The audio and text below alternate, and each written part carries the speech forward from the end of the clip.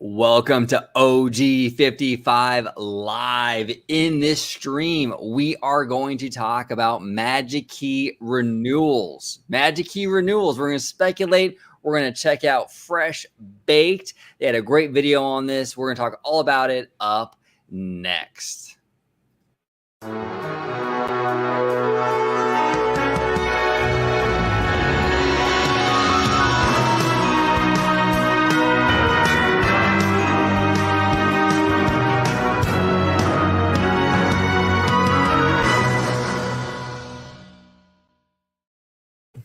Welcome aboard to an episode of OG55 Live, where we're going to talk about Magic Key Renewals. We're going to speculate. We're going to watch some Fresh Bake together, break it down. We're going to have a ton of fun today. I brought my partner, my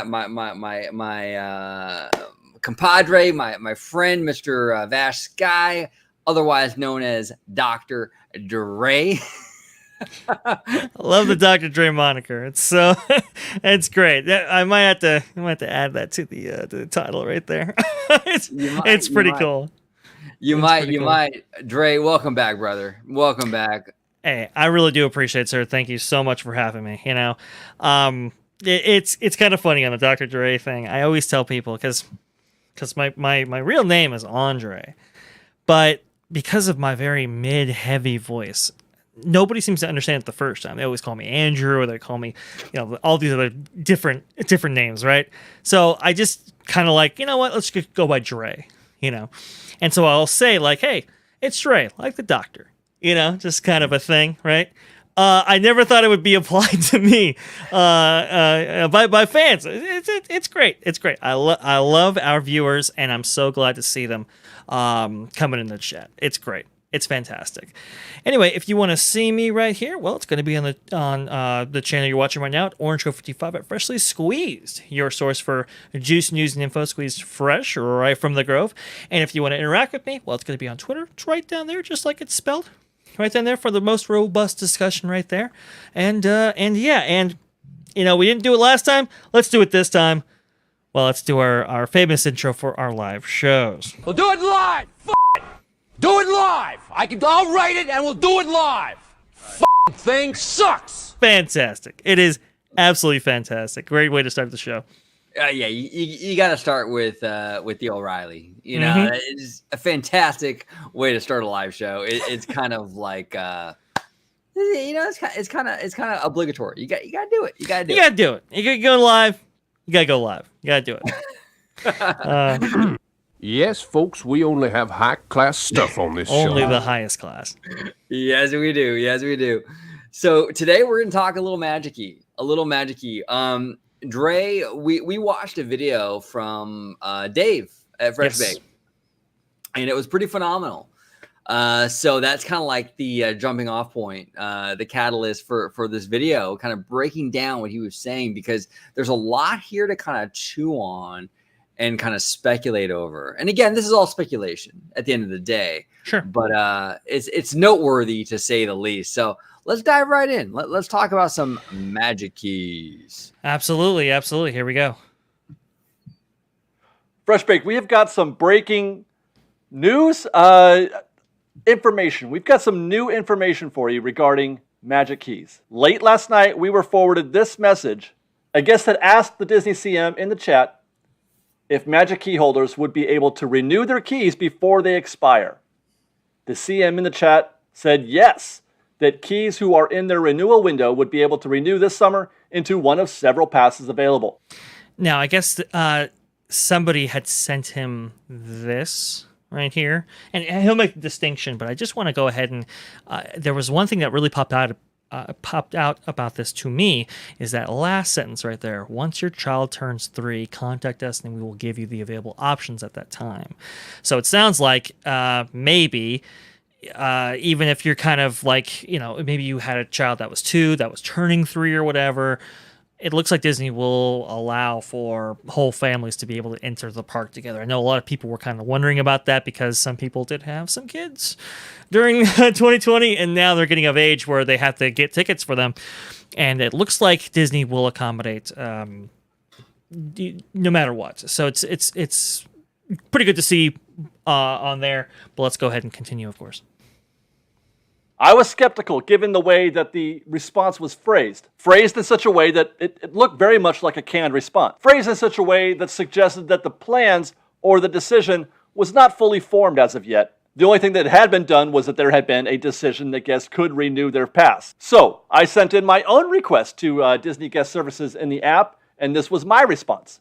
Nope, no information was available. And this is the same response that I had been given, the other times that I had asked about Magic Key renewals. This is not my first time. But still, that first response is a big deal because it's the first time that we've heard from Disney regarding Magic Keys. Before, the other things that we had heard were rumors, suggestions. But I was still unconvinced, so I decided I would try again. After all, the message that I sent was late last night, late Friday night, and it's very possible that the cast member whom I spoke with in the chat, they didn't have all the information. They didn't have the current information. And the cast members that came in the following day, they might. So we tried again Saturday morning. And I will say about this part of it, I've been hearing that from a lot of different people who have tried to communicate with Disney recently. It seems that cast members they're a little bit green themselves in a lot of their roles. Right. Information is moving so quickly that it sometimes doesn't trickle out to the places where it needs to go.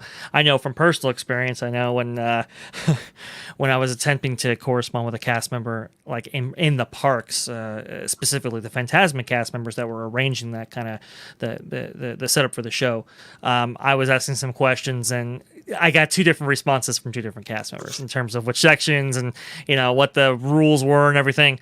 It was a little bit of a mess, and I know for a fact that DVC members or potential DVC members that were looking to maybe buy into the program and so forth, the cast members that they would speak to, because they were like, "Hey, look, listen, if I'm going to get a DVC."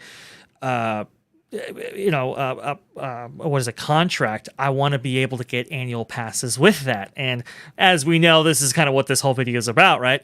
They're not offering them at this current time. Well, for a DVC member, I mean, that's really kind of a make it or break it kind of thing. Why would I ever, get a $50,000 contract or whatever and not have access to the parks when I, use my points at a Florida, vacation spot or whatever. And apparently, depending on who you ask, they might be able to accommodate you in your request, and they might not. So it's all over the place. So what he says right here is very true. Yep, absolutely. All right, go ahead. This time through Elizabeth's account, my wife. Now that's what I'm talking about. An affirmative and unqualified yes. Even with a slammer, the CM is clearly happy to provide this news, I think. She said that Magic Key passes that are expiring soon will be able to renew this summer and that emails will be sent with the steps needed. One more question though, and this one's going to be a bit of a shot in the dark. I knew this would be a shot in the dark, but I asked it anyway. Will they be the same Magic Keys or is this going to be something new? But as I suspected, the CM couldn't or wouldn't say. But before we get into that, I think that the most important, the main takeaway that we can take from these conversations is that Magic Keys will be eligible for renewal. I think we can pretty much say that's going to happen now. And I'm confident that they're going to be available to us before the August 25th renewal date. That's the first date that Magic Keys were put on sale publicly. What do you think, OG? Pretty right on about this? Yeah, I think so. I think what they'll do is I think Disney, obviously there's some issues going on right now in terms of the Magic Key lawsuit and things like that. Absolutely. So what they're going to do is I think they're going to reimagine the program, and that's going to be the program that people are going to renew into. And this is beneficial to Disney in multiple ways. Number one, so they can kind of put the old system behind them because it was causing them problems legally. And number two, a lot of fans were upset with the old system or the current system, so to speak, right? And by kind of reimagining it, I think that kind of prevents like churn, right? Because now, look, for example, if they were just to kind of renew, if they were just going to offer you the same Magic Key program that we currently have for renewal, you'd get a lot of churn because I think a lot of people aren't happy.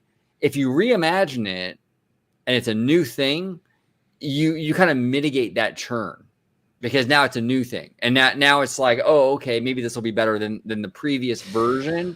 So I think there's a couple of things there. Now, the only slippery slope and the only pitfall that Disney might kind of fall into here by changing the system before renewal is legally.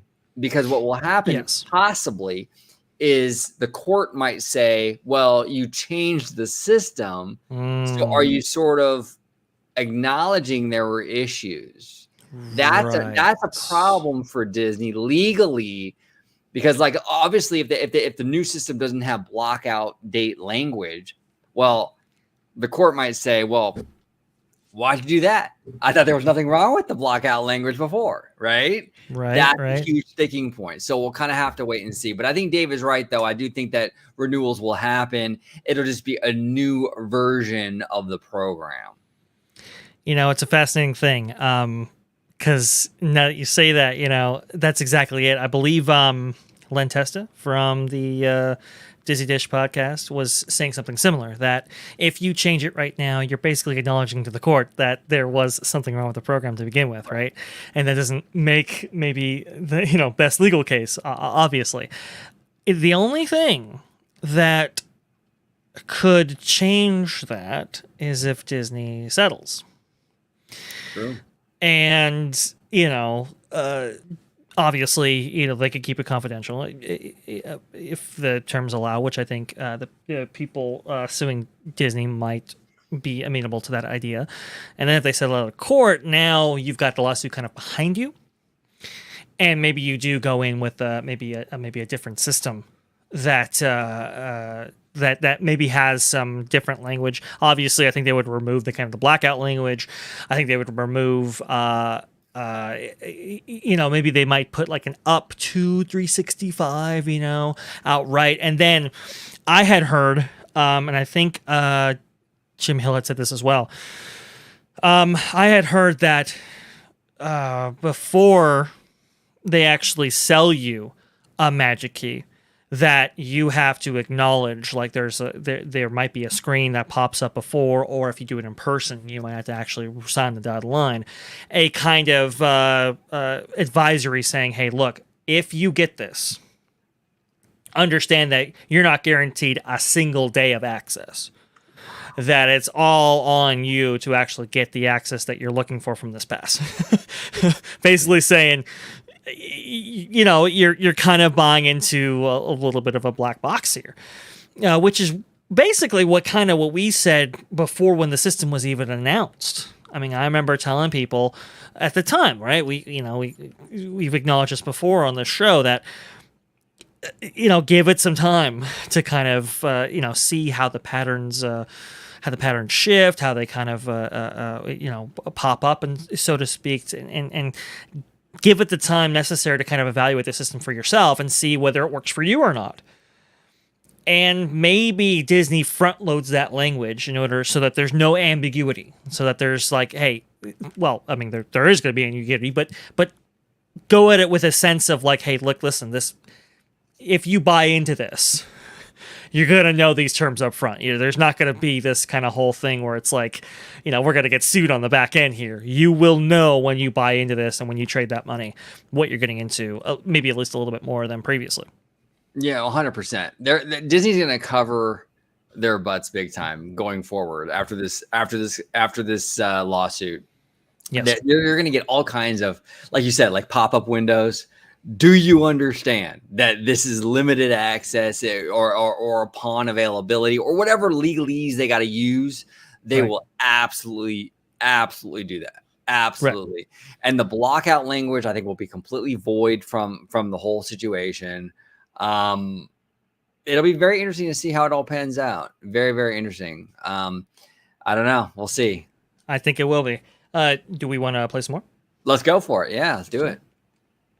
But the rest, all the other stuff is still a mystery. So let's see if we can't decode some of what was said in those conversations. In the first response, the CM said that guests would have the opportunity to renew into one of several passes available. This suggests to me that we're getting a new Magic Key program or a new annual pass program. I feel like even the term Magic Keys may be up for discussion. Either a complete overhaul of the system or at least one with very visible changes to the program. In the response, the cast member didn't say new, but she also didn't simply say guests can renew their passes. Saying that guests could simply renew would have suggested to me that they would renew into the same pass they had before. But she said into, and this to me suggests transformation from one thing to another. But then the second cast member's response did say the thing that I said that the other one didn't, and that is that guests could simply renew. She said passes that are expiring soon will be able to renew this summer. That sounds like just a regular old renewal of the existing pass. But ask me to choose which one is the more accurate statement. I'm going to go with the first one. The second response was a little more, human, more natural. It was more conversational than the first. The response from Friday night is clearly a canned response, right down to the trademark symbol with the word Disneyland. This is not to say that the first responder was a bot or a bot response, just that the CM replying chose to copy and paste a canned response from the book rather than paraphrasing or speaking freely as the second responder did. Those canned responses typically use very carefully chosen wording. Into, that's a word that was chosen because it means something different than what another word might have meant. So I'm going with that. I'm going with the response that appears to have come from Disney as opposed to just a regular cast member speaking for Disney. And I would generally agree with that. If there's any kind of distinction in the language or differences, I would typically go with the copy and paste, a response rather than, maybe set something offhand. It seems to be the best way to go about it. So I don't disagree. Anything to say about that? Yeah, no, I agree. He's right. The one with the Disneyland and then the little copyright logo afterwards. I mean, obviously that was a canned response, and that is definitely something that the Disney lawyers kind of combed over and carefully crafted. Mm-hmm. Definitely something that you want to look at. And he's right. Dave is absolutely right. I think that they will be reimagining this program, and I think that even the name Magic Key is on the table. Because you got to understand something. Disney's all about the branding, right? So if they're going to introduce a new program, they're going to want to make sure the normies, the general public understand this is a new program. So the best way to do that is to rebrand it. That's why they rebranded the annual passes in the first place from annual passes to Magic Keys, so you understood it was a new program. If they're going to take away Magic Keys and give us a brand new program, they'll do it again. They'll completely take the name, change it, and give us a completely new package. And they want the general public to know this is new. This is not the Magic Key you had a few months ago. This is a completely new program. So yeah, I wouldn't be surprised if they rebrand it. Now, I personally liked the Magic Key branding. I thought it was clever. I thought it was actually pretty cool. So I don't know. I mean, that's just me. I think the Magic Key branding was much better, more effective than what Florida got with their cheesy fairy pass and pass. Yeah. That was just lazy. At least the Magic Key, I think it was strong branding, to be quite honest with you. I think it was, but they're probably going to dump it. They're probably going to dump it because they want to let everybody know, hey, this is very much a new thing. And the best way to do that is change the name. Yeah, I would agree with you, especially in the case that there is significant changes, like we're all kind of predicting that there will be. I think if there is significant changes and all that, and they're going to go with kind of a renewed outlook for this, they would follow that with new branding. I think that's very clear. We've seen this with FastPass to Genie Plus, for example, right? They had branding that went back decades with FastPass, and I think they kind of understood that it would be perceived differently with this kind of cost added to the program rather than this kind of included package that was FastPass. So they went with an entirely new rebrand for it. I don't think it necessarily was completely warranted. I think they could have done like FastPass plus plus or fast pass deluxe or something to incorporate the previous branding into it. But it was clear that they wanted to go ahead and set a different expectation in guests' minds before they actually embarked on that program. So I don't disagree with you. I think if there is significant or substantial changes to the Magic Key program, they would follow that with new branding as well. Yeah, absolutely. Let's continue. Let's see what else Dave has to say on this. You got it. Thing I noted was that both responses were directed specifically to Magic Key holders who were still in their renewal window. For what it's worth, the renewal window is 40 days prior to your expiration date and 30 days after your pass has expired. You can renew at any point in that time frame. The first response refers to guests who are in the renewal window. This is part of the canned response from the book. Words chosen specifically. The second response states that guests whose Magic Key passes will be expiring soon. Soon, as in not yet. Not already. And again, this is interesting, but for another reason. Some Magic Keys have already expired. They're rare, but there were cases where guests were able to upgrade from a multi-day ticket that was purchased, or used, I should say, well before August 25th, but had not yet been fully used. Magic Keys that are upgrades start their year term on the first day the multi-day ticket was used. In either case, there's a little bit of room for concern for a small portion of key holders who are not in the renewal window by the time that the renewals become available. But it's a tangled web we weave, right? Yeah. I mean, you try to accommodate, you try to keep people on your systems, or maybe there's a discrepancy there, and you try to make accommodations, and now you kind of get into this kind of flux zone where you have people coming in, you've got expiration windows coming up, they need options now, you want to keep them grandfathered in. It's a tough thing, and unfortunately, it's not going away anytime soon. At least if they rebrand this whole thing.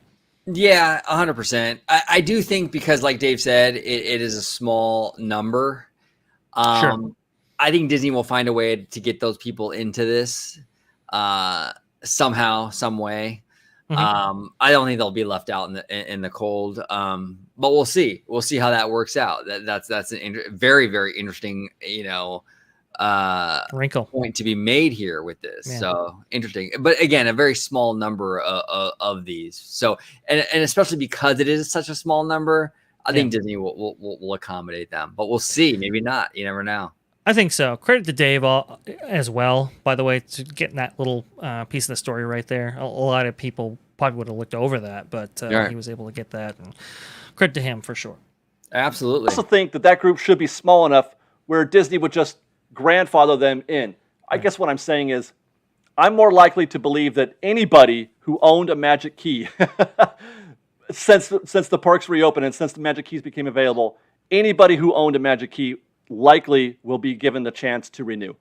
That's my assumption. That's my belief. But the language chosen here does give me a little bit of room for concern, and just for a small portion of guests. Other than that, the main question that we have left is if they're going to be different, which is my assumption, how? How will they be different? The first thing I will say is that whatever concessions that Disney makes to Magic Key holders, they will come at the expense of something else. One benefit given is going to be another benefit taken away. Or alternatively, one benefit given means an additional cost on top of your Magic Key price. But whatever the case may be, I am sure that the new pass will not be a net positive or a net win for Magic Key holders. There might be gains, but the question is at what cost?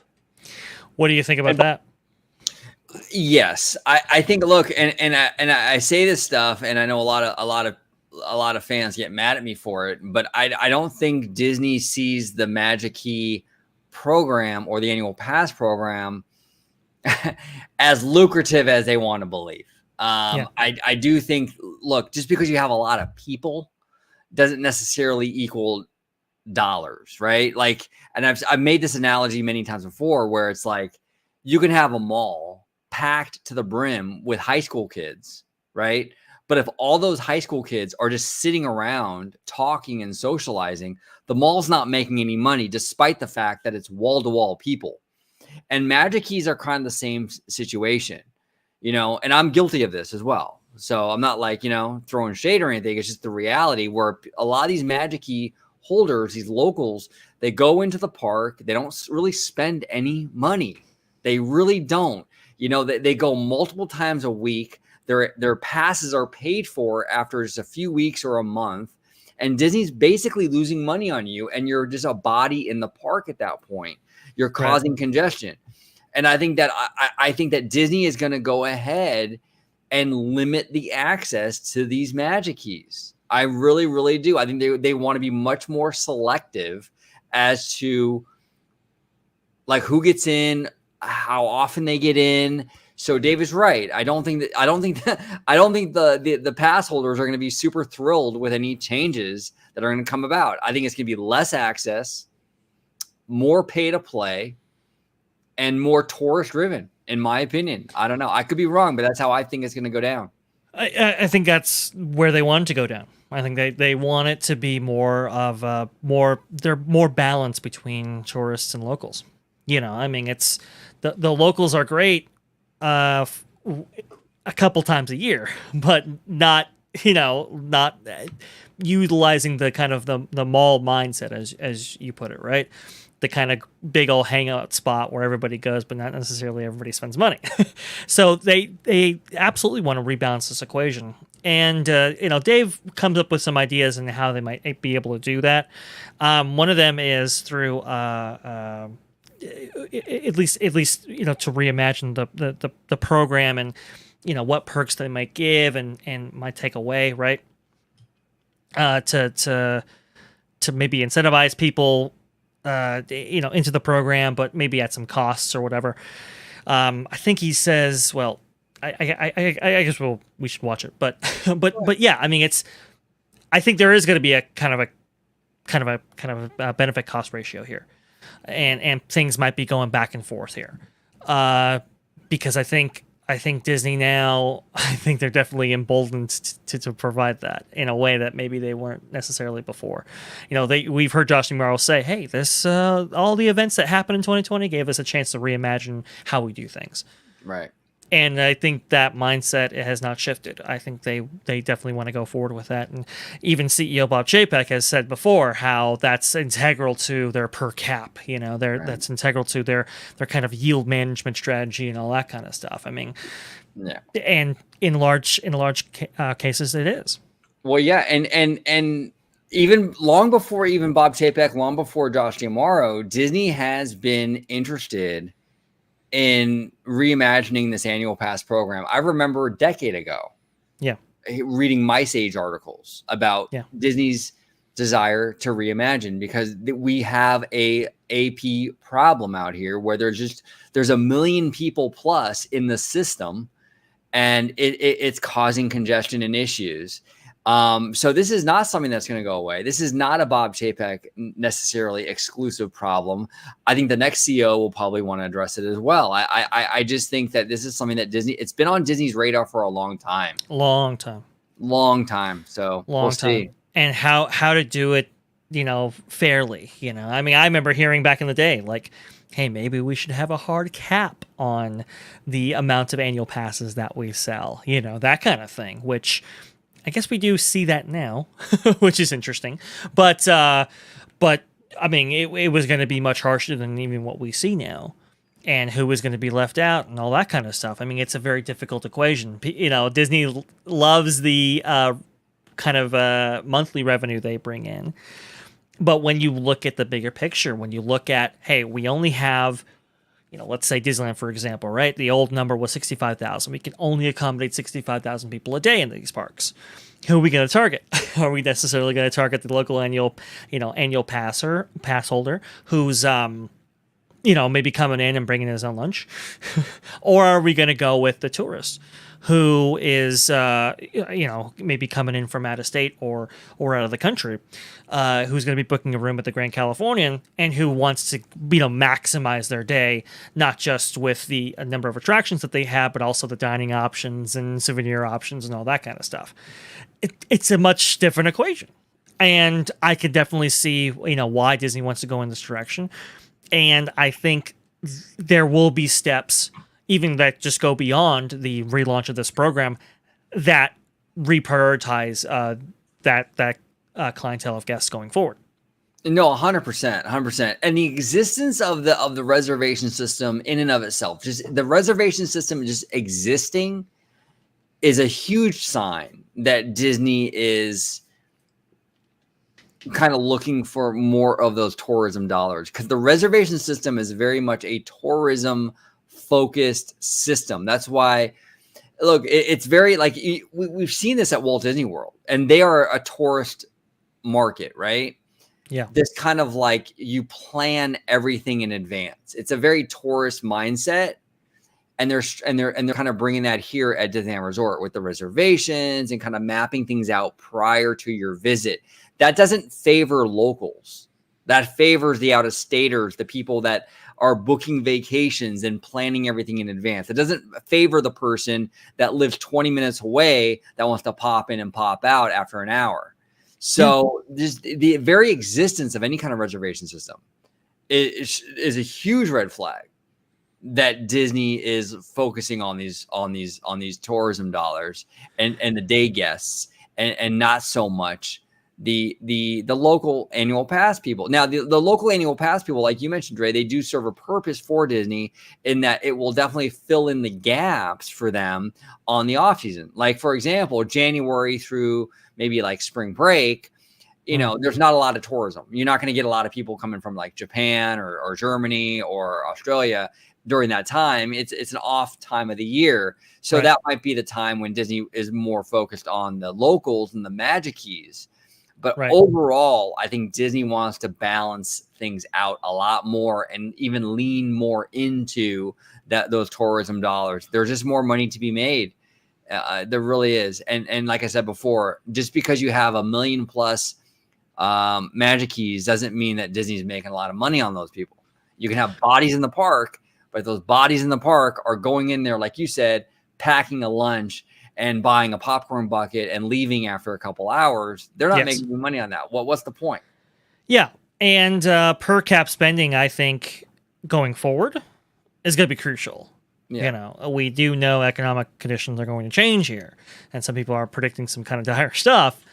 How much money is made per visitor is going to be a big deal. True. And that I don't think that should be understated. And it's going to be interesting to see going forward how they kind of navigate these waters when it comes to, hey, are tourists necessarily inclined to travel to come here? We have a local market. Maybe we should capitalize on that. But at the same time, recognizing that tourists do bring in more money and locals kind of don't. So it's going to be a really, really fine line here. And I think Disney wants that flexibility and control. When they talk about flexibility and control, I will say this, they're talking about themselves. Let's just be honest here. And they want that. And, I think they've found methods in order to get that and achieve that. And I think that's going to be the route going forward. Absolutely, for sure. 100%. Yeah. And you bring up a really good point, because the real world here comes into this equation very much so. Yes. We are on the cusp of a recession. And you brought this up to me the other day via DM. Yeah. We are right there on the cusp of a recession. Right. And when you have economic conditions like that, yeah, tourism is going to dry up.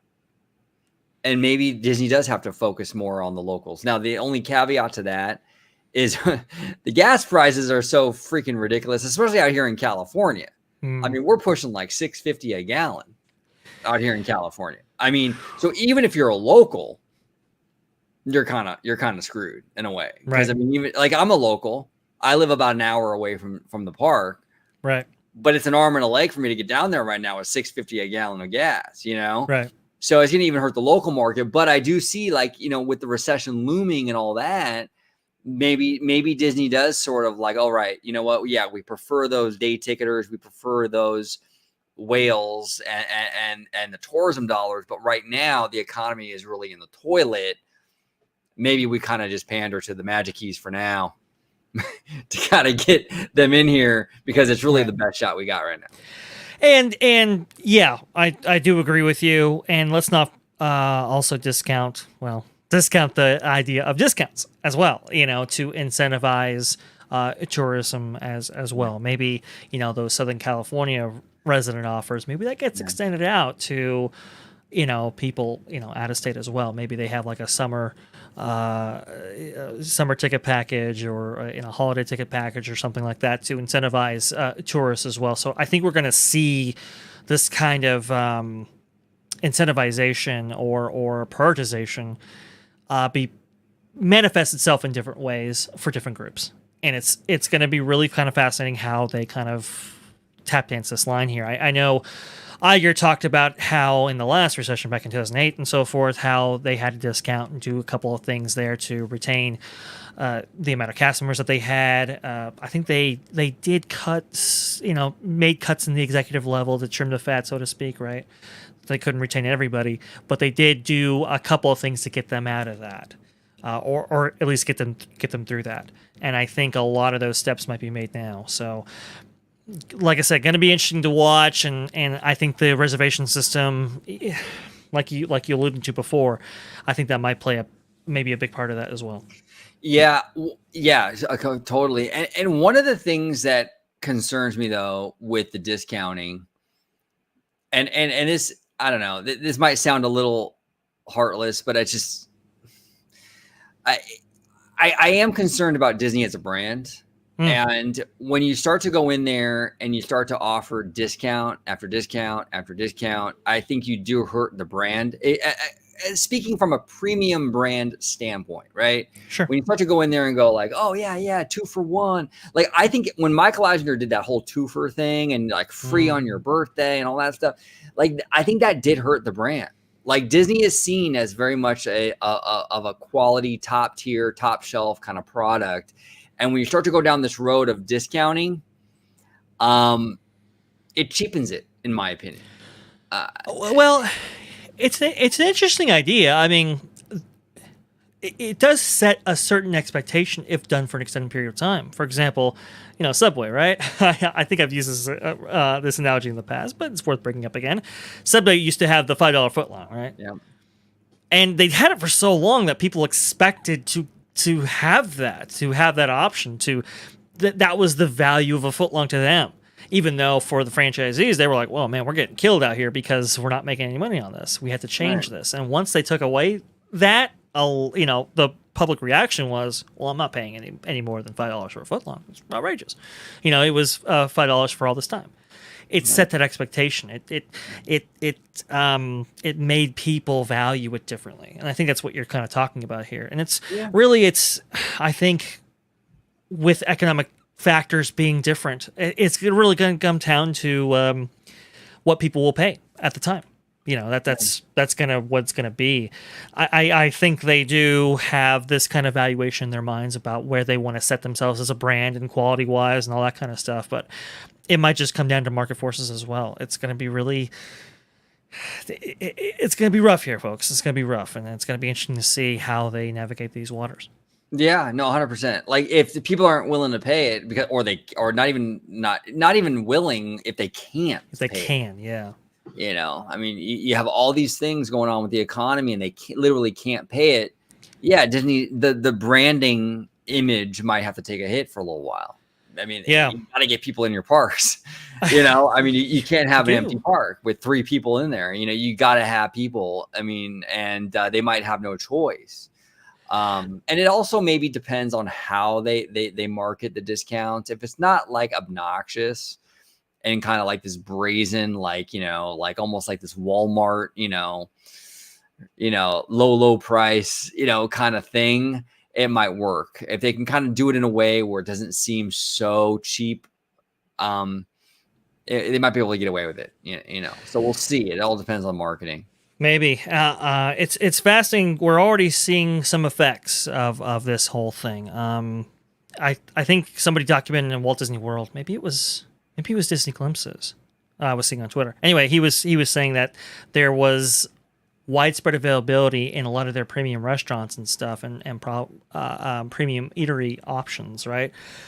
That previously would be booked out, and that would be it. And so it's like, is that a realignment in guest choice or in guest preference? based simply on cost. It's like, hey, I'll go to Walt Disney World, but maybe I won't splurge on the big meal every single night. Right. Or, maybe I don't go to, Cinderella's Royal Table. I go to the Village Haas, that kind of thing. Perhaps we're seeing that realignment in per cap right now, and maybe that might manifest itself in different ways as we go forward here. It's an interesting idea. That is interesting. And in terms of like perception too, like one of the big things with like guests and just fans in general is like, okay, the argument people make is like, I'm paying an arm and a leg to get into these parks. And once I'm in the park, I'm paying an arm and a leg.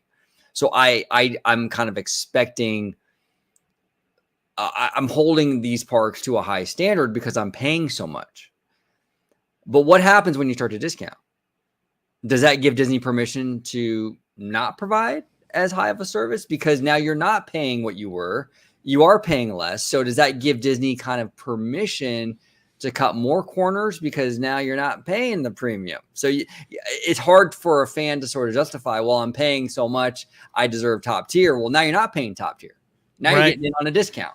So we might see that. We might see, hey, with these discounts, there's going to be a cost to them, right? Maybe it is in the form of, I don't know, less cast members or maybe less services, or hey, just for example, I know they're going to structure this out a very interesting way when the services come back. But maybe at a hotel, maybe you expected to get service for your room every single night. Maybe you don't, right? Maybe you only get it maybe once your stay, as a compromise for maybe the cheaper rate that you paid to get in there. Stuff like that. I think it's an interesting point. And we might be seeing that, folks. We might be seeing that. I think he's onto something here. It's fascinating. It's fascinating, this kind of rabbit hole when we kind of go down it, the ramifications and all this other stuff, because I kind of see it from both perspectives. Like as a fan, obviously, like I'm not like, I don't want to spend more money, but I also see it from Disney's perspective in that they're having to like protect their brand, right? Yeah. They're trying to, they give off an image and certain brand expectations. So from their perspective, how will discounts be perceived? And it's wild, absolutely wild. Well, there are also operating costs that go up, right? I mean, we're seeing unbelievable amounts of inflation right now. We're seeing enhanced fuel costs and all those kind of things. Once those costs rise, I mean, you have to price yourself up accordingly. Is that necessarily sustainable? No, and that's why, hopefully this inflation slows down. But in the interim, I mean, through seasons that might be necessarily slow for you, maybe you will have to incentivize visitation in some unique ways and so forth. So, like I said, it's gonna be really fascinating to see what they do. I think. The only remark that was remaining in Dave's video that I wanted to go ahead and kind of get to, it's okay. I can explain it if you want me to, or we can. It's up to you, OG. Do you want to watch the rest of it? Yeah, let's watch the rest of it. Why not? All right, that's fine. Why not? Okay, let's see. By the way, I think that one thing that we can expect, I'm expecting at least, one thing that we can expect is that whatever that new key looks like, it's going to also include the reservation waitlist, the reservation waitlist that is currently being tested at Disneyland Paris right now. We're working on a video on that very topic, talking about how that's going to work, how that works in Paris, how it'll work here, and more importantly, perhaps, what it will cost you. Other things that we might look for are the often discussed keys with no reservation dates, maybe a key that allows for twilight access to the parks without a reservation. Come to the park after 6 p.m., you don't need a reservation. Or maybe a key where reservations are needed only for the weekends. If you come during the week, none are required. How about the possibility of purchasing at an additional cost an extra reservation on top of the 5 you get? Or a key that includes Genie Plus. They're trying to sell Genie Plus. If they roll that into the Magic Keys, they will certainly sell more Genie Plus in that case. The same way that they had tremendous sell-through rates for Max Pass with the old annual pass program. The opt-in rate for guests was so much higher with annual pass holders who were given the opportunity to just add it into their pass. Or either it came with their pass or they were able to buy it for a whole year in advance and add that price to the annual pass. Sorry about that. I wanted to go ahead and just kind of get this off the bat here. Here, I'll a little bit more charitable here. There we go. I wanted to be a little bit more. I wanted to go ahead and talk about that because he said a lot of stuff there, and I wanted to go ahead and get into it. First of all, with Genie Plus, the metric is not opt-in, like he says, right? He forwarded that there's not a lot of opt-in at Disneyland, whereas Walt Disney World there's a lot of opt-in. The problem with Walt Disney World is that there's too much opt-in. And I don't think they want to replicate that whole thing back at Disneyland. So the idea that you might be able to buy like an annual rate for Genie Plus, I don't think that will be the case because it might actually break the system. Right now, the problem is too many people are getting it. Not so few. Now, again, that paradigm is a little bit different at Disneyland, but I don't think they want to necessarily replicate some of the effects that we're seeing at Walt Disney World. So that right there, I'd say it's very low priority for Disney right now. As far as like the wait list, though, what do you think about that? Well, that's interesting, and I'm not even really familiar with that. When I watched his video, that was the first time I've heard of that. Mm-hmm. Do you know what he's referring to? A reservation wait list? What is that exactly? So Disney, from what I understand, and I have done, a great deal of research myself on this, and this is why I tell folks, hey, whatever is happening on the international parks, definitely watch it because, sometimes Disney will do stuff as trial balloons, try it in different markets, or they'll see what the Oriental Land Company is doing and they'll adapt it. When another park does something, definitely pay attention because sometimes it'll come to a park near you, maybe in a different form or whatever. From what I understand, Disneyland Paris is doing something where they're going to allow for the option to actually be put on a wait list for a day that might come up.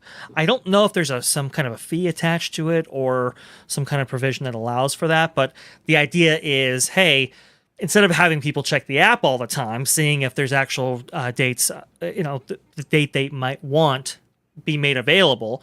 Let's say it's just kind of X'd out right now because, everybody's got every single slot taken up and that's it. Sometimes, as we know, at midnight or whatever, some slots will open up periodically. But before that day actually comes up, what if you could be put on a wait list system that just gets you right in there? I think that's what they're doing out in Paris, and that's a very interesting idea. I know, when I was there last, I would have loved a wait list option, and maybe, maybe you could put, I don't know, maybe a deposit down that, that to kind of filter through the noise, so to speak, or I've heard of an idea of like, hey, to prevent squatters, right? Maybe you had to put down a certain amount down in order to fulfill that, and maybe you have a system similar to dining right now, right? Where you can't just make a reservation and then just cancel at the last minute. You have to cancel within 24 hours, or else you're charged $10 a head, kind of thing, right? These are all kind of interesting ideas, and I think Dave really touched on something here about how do we deal with, squatting, how do we deal with people getting the access that they want, wait lists. It's a very, very interesting idea. It is. I think that I'm not against the idea of a wait list. I think it's kind of clever, actually. Right. But I think that it would almost be unnecessary if Disney could just get the squatting under control. Mm-hmm. You know what I'm saying? Like, yes, absolutely. Yeah, just get the squatting under control. Penalize people that are making reservations just to hold those spots and not showing up. And I think if you, or like you said, you're forced to put some sort of down payment, on there. Maybe your credit card or your whatever gets like, there's a hold on there. And then if you show up, you don't get charged. If you don't show up, there's a fee. Right. I think if you can kind of address that, there really wouldn't be as much of a need for a wait list, Yeah. Really address the squatting, because I think that's a big factor, at least here at Disneyland. Oh, absolutely. 100%. It's a big deal because obviously, as you know, Walt Disney World, they have a far less percentage of annual pass holders as ratio to tourists, and they have 4 parks, and it's not really a big deal. For Disneyland, it's a huge deal because of the ratio between tourists and annual pass holders spread across 2 parks. So any way to eliminate squatting, I think, like you said, OG, this is why I kind of interrelated them in the way that I did earlier, is because they are interrelated issues. One affects the other quite greatly. Right. So I do agree with you. If you get rid of the squatting issue, maybe you don't necessarily have to deal with a waitlist program.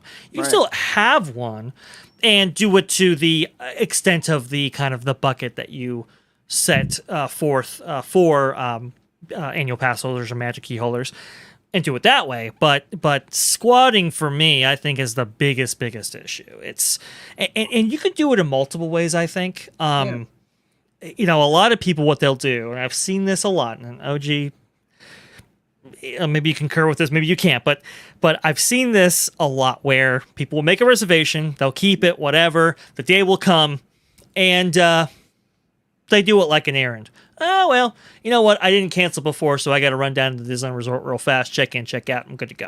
Or they come in last minute, right? They'll come in the last, 2 or 3 hours and, okay, check in, couple rides, and I'm off. And now you have a situation here where that person has checked in for a very short amount of time. Right. And has taken an entire day away from someone else. And that is a huge issue. I don't know the extent of the problem, but I'm sure they're finding this in their data. Oh no, that's a problem. And I've heard that as well. And I don't know how Disney can even really enforce it, because at least with the no-shows, you can say, okay, you didn't scan in that day, you're penalized, right? But if someone's going to like manipulate the system where they're basically going to show up, they're going to scan, walk in the park, buy a Coke and walk out just to say they were there so they don't get penalized. Sure. That's a tough one on Disney's part, because what do? Do you start to tell pass holders, no, you have to stay at the park for X amount of time? I don't think that's really that great. That's a little authoritarian, Yeah, exactly. You have to stay 6 hours and spend $60 per person if you want to come in. No, I don't think they're going to do that, and it's absolutely not enforceable. I agree. Yes, it's totally unenforceable. So that's a tough one. That's a tough one for Disney to kind of get around. One way they can possibly get around it, and I hate to give Disney ideas when it comes to this stuff, but you start charging for reservations. Any reservation you make, you're going to pay for it. So that would definitely de-incentivize people to just make reservation after reservation after reservations, because now you're paying for each of those reservations. That's a possibility, because then you kind of get around that whole thing of like, I made the reservation, I'm going to pop in and pop out. Well, it de-incentivizes that person because now they just paid for that reservation. So now they're going to want to spend as much time as they want. That might be the solution to it. And that a little skin in the game. And I think that's kind of what they were thinking with the loyalty program, but they got scared, and we might get that again. See, this is a very interesting discussion here, because I think that might be exactly the ways they're kind of looking at it. And like I said, that goes with the deposit thing, right? Like you have to put money down, and if you don't show up, maybe you get penalized monetarily, like the dining reservations, for example. I want to give credit for that idea, and I just want to go ahead and get the name right, because let's see here. Who was that had that idea? I believe, yes, it was, I know exactly where I got it from now. It was from our good buddy George, his friend Mindy, that he used to do right on the Grand Circle Tour podcast together when I was actually in Disneyland the last time. She told me, she's like, man, the squatters are the biggest, it's just the biggest frustration, and here's how to do it. And so I want to give her credit. She's a dear friend now. Definitely thinking about you for sure. Another thing I was thinking of, which is very, very interesting, how you might be able to eliminate the squatting problem and people specifically coming in for limited amounts of time. What if you had limited arrival windows? Right. right? Where you maybe couldn't come in past a certain point and so forth, right? Because a lot of people, they get off work and that's kind of where they'll check in, check out, that kind of thing. So maybe it's like you have to show up before 6 or something like that, right? Now it's interesting because Fresh Bake's other video has a portion in the app including an arrival time. That's now part of the app's code, so to speak, and it's not being enforced, obviously. And maybe it was like an error or whatever. That's something that he implies, but it's interesting that it's in there. Yes, maybe they're coming up with all kinds of ways to kind of nip these issues in the bud, so to speak. Oh no, they are. They're very creative over there at Disney, both with their content, both with their content as well as this kind of stuff. You know, they will find a way to get around whatever they need to get around, especially if they feel like they're losing money on it. Oh yeah, they will definitely find a creative way to make that work for them 100%. So it's fascinating. Oh, absolutely. Absolutely, 100%. Chapek always says they're an innovative company, and I always kind of laugh because it's like, oh yes, you're very innovative at separating my cash from my wallet, for sure. Exactly. Oh, they are. And we just heard, I think it was the other day, I did a video on it, I think a week or so ago, about this $100,000 Disney bucket list vacation, right? Yep. Where you can fly to basically it's Adventures by Disney. You pay $100,000. I think that's per person. I think it's right, starting at $100,000 per person. Per person to go to every Disney park on the planet, including the Eiffel Tower, the Pyramids of Giza, and the Taj Mahal, and Skywalker Ranch. And I mean, it's an insane vacation. Seriously insane. And everyone in the community was like, oh, well, who's going to do this? This is an enormous amount of money. It's already sold out. Yeah. It already sold out before it debuted. I was like, whoa, what was the first comment I said on there? What was the first thing I said about that? Do you remember? Oh, people will do it. You called it, that people will do it and it'll sell out and it'll be a huge hit. I said, this is why they do it. Because they know they can't. They know people will show up. They know people will buy it. They don't do anything anymore if they don't think there's a market for it. I mean, they do stuff now, understanding who they're courting, how many people are in that kind of whale queue, so to speak, and how viable a system will be before they debut it. And sure enough, it sold out, and it's like, that's why. That's why. That's why. That's the money shot right there. That's why, because they knew there was a market there, and people would do it. So why not? And I made the analogy before. If I'm gonna stand out front of my house, do a lemonade stand, and charge $100 a glass for lemonade, and I got a line around the block, people just waiting to buy to give me the $100 for a glass of lemonade. Why wouldn't I do it? I mean, people are willing, and that's kind of where Disney's at. It's like, I mean, why not?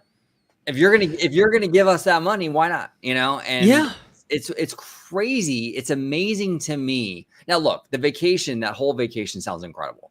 Sure. I could seriously, if I were to do that, I could die a happy man. I mean, that's like a bucket list to end all bucket lists. In a private jet with champagne. Jeez, come on. It's crazy. But the fact that it already sold out and I think it said it was limited to 75 people. Oh, that'll change. Now that it's already sold out and there's demand for it. Believe me, that'll open up real quick again. Yeah, exactly. I mean, it's wild.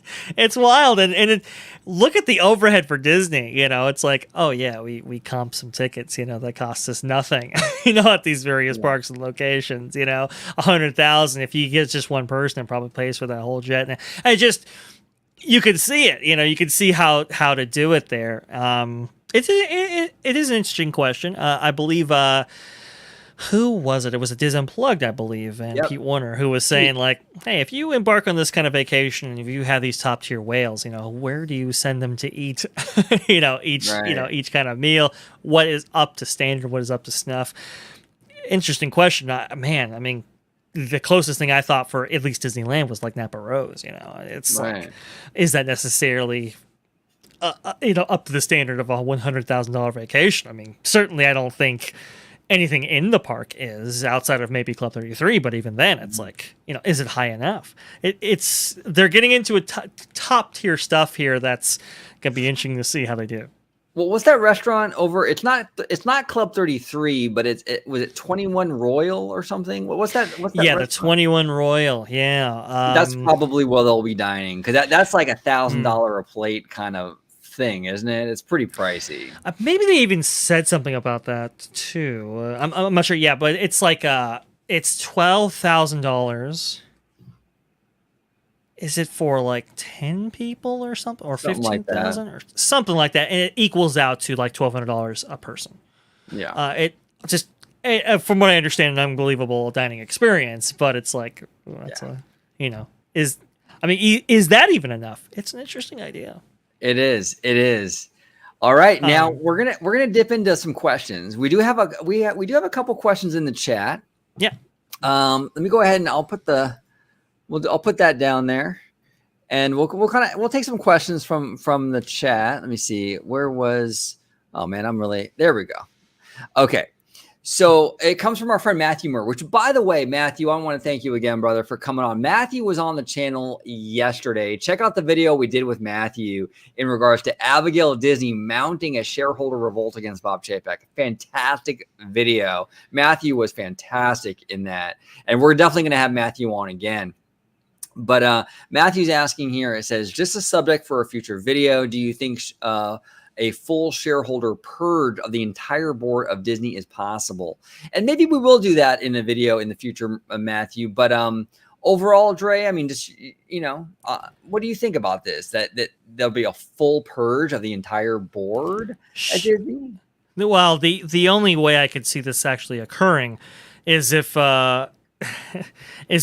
Abigail Disney was able to get a huge amount of shareholder support. Right. That would be the only way I could actually see it. And maybe there's momentum in that direction with a with a good enough a leader behind it, right? Maybe somebody who could actually kind of rally the troops, so to speak, effectively. But I don't think Abigail Disney with her. Oh, I'm such a special little princess. I got a Disney name, and I've got the I have this illustrious family history, and I've just had everything handed to her. Oh my gosh! Now we have to go on a shareholder revolt, people. I don't think that's necessarily going to work out very well right there, because I think a lot of people understand that where Abigail Disney's motivations really lie, and I don't think they're in shareholder interests, so to speak. No, exactly. And I mentioned this in the video we did with Matthew, and that Abigail is a activist first and everything else is a distant second, right? And that's fine. I'm not disparaging her at all. I mean, if that's how she wants to live her life, that's totally fine. I respect that. But in terms of like shareholders, the shareholders don't care about that stuff. They care about Disney making money. And Abigail isn't on that same page.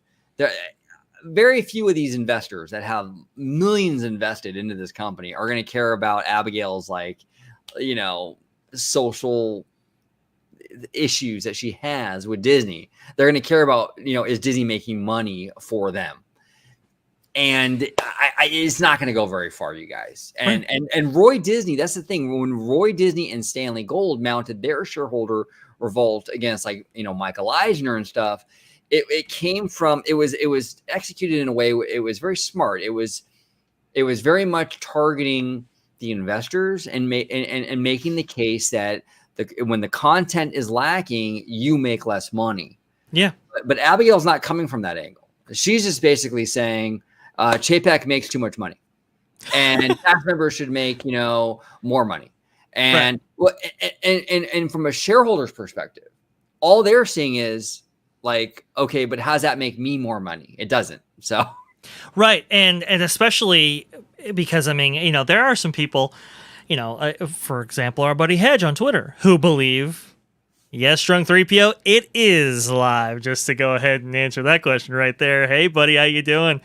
Oh man, we love Drunk 3PO, don't we? He's just salty. You're awesome, dude. Just fantastic stuff. So for Drunk 3PO, this is for Wes. One is for you. Right there. How about that, right? So, you know, good stuff right there. Anyway, yes. So like, she's not into it for, you know, to make investors more money. This is not what it is. It's Chapek making too much. And even our buddy Hedge on Twitter was saying, look, listen, you know, I'm looking at all the financials, everything's fire. You know, where's the criticism really coming from if all these divisions are actually doing well? Now, I have maybe a different view of that as a person who actually uses these new services and products and sees these movies, but that's a different story. Just on paper, outside of this stock price, on paper, they're doing fine. So, what do I know? No, 100%, 100%. I mean, the shareholders care about the money, and Abigail Disney cares about virtue signaling and sort of her like social kind of pet projects, and they're just not on the same page. They're just not. You know, I mean, look, I know fans don't like Bob Chapek, but the dude is making Disney money, and from a financial standpoint, they like that. You know, and they're not going to listen to Abigail, who's like, oh yeah, you know, cast members should get $35 an hour, and Bob Chapek shouldn't make any money on, you know, they're not going to listen to that. They're just not. It's a waste of time. But you know, we'll see how it pans out. But like I said before in the video we did yesterday about the whole Abigail Disney thing, just because she has the last name Disney doesn't mean she has good ideas. No, no, I don't think so. Oh man, her ideas stem from more political ideology than it does fiduciary duty or anything else. So, and I think shareholders understand that quite well. Absolutely, and our buddy Drunk 3PO showing some support. He says here, cool. Let me show some support for $99. Thank you so much, Drunk. Dude, we appreciate you so much, brother. You know, we appreciate the support in terms of like allowing us to come onto your channel. We had a great time, and coming into our live chats and everything and showing love. It means the world, man. It means the absolute world. Yeah, he's absolutely an inspiration, and you know, it's like we said before on that stream. You know, it's cool that this passion that we're kind of all into, right? This parks thing, we can really kind of bond over. You know, despite any differences, despite any other noise or other ancillary garbage out there. It's really cool that we can kind of come together over this kind of shared passion. So thank you, Drunk 3PO. Thank you for showing your support in the chat. Just for you. Yes. I love that new like voice modulator. You know what? Let's go ahead because some people might not be fully aware of the capabilities of this voice modulator. Go ahead and give them your Darth Vader. Oh, okay. All right. My Vader Chapek impression. Here we go. Here we go. You ready? You ready for this? Do some Vader.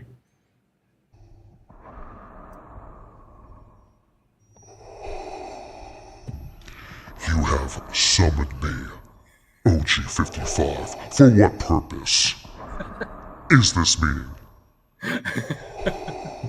It's fantastic. That's what it is. Absolutely fantastic, dude. Like I said, you know, I think Bob Chapek is going through the hallways right now and saying, Do not fail me again. Rice failed me for the last time.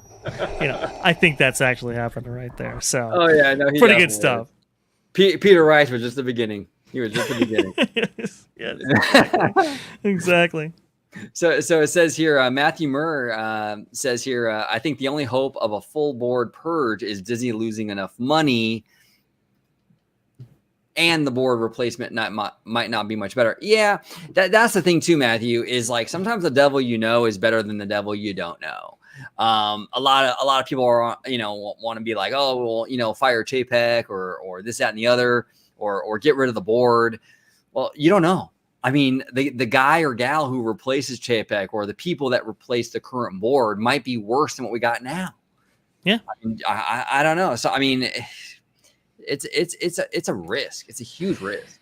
It's a huge risk, and let's just think about it logically. I mean, we're at $94 right now in terms of the stock price, right? Or 95, somewhere near there, mid-90s. Right. What do you think a CEO change would do? And that could make a vulnerability to buy out, if the price gets low enough here.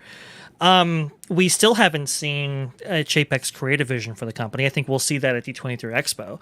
Right. And let's be honest here, there are other, there are other underlying issues here that must be addressed. Disney right now is in billions of dollars in debt right now, extending from the Fox deal and the events of 2020 and outwards, right? They're still in the recovery kind of process, getting everybody, fully staffed up, not just at the parks, but in other divisions.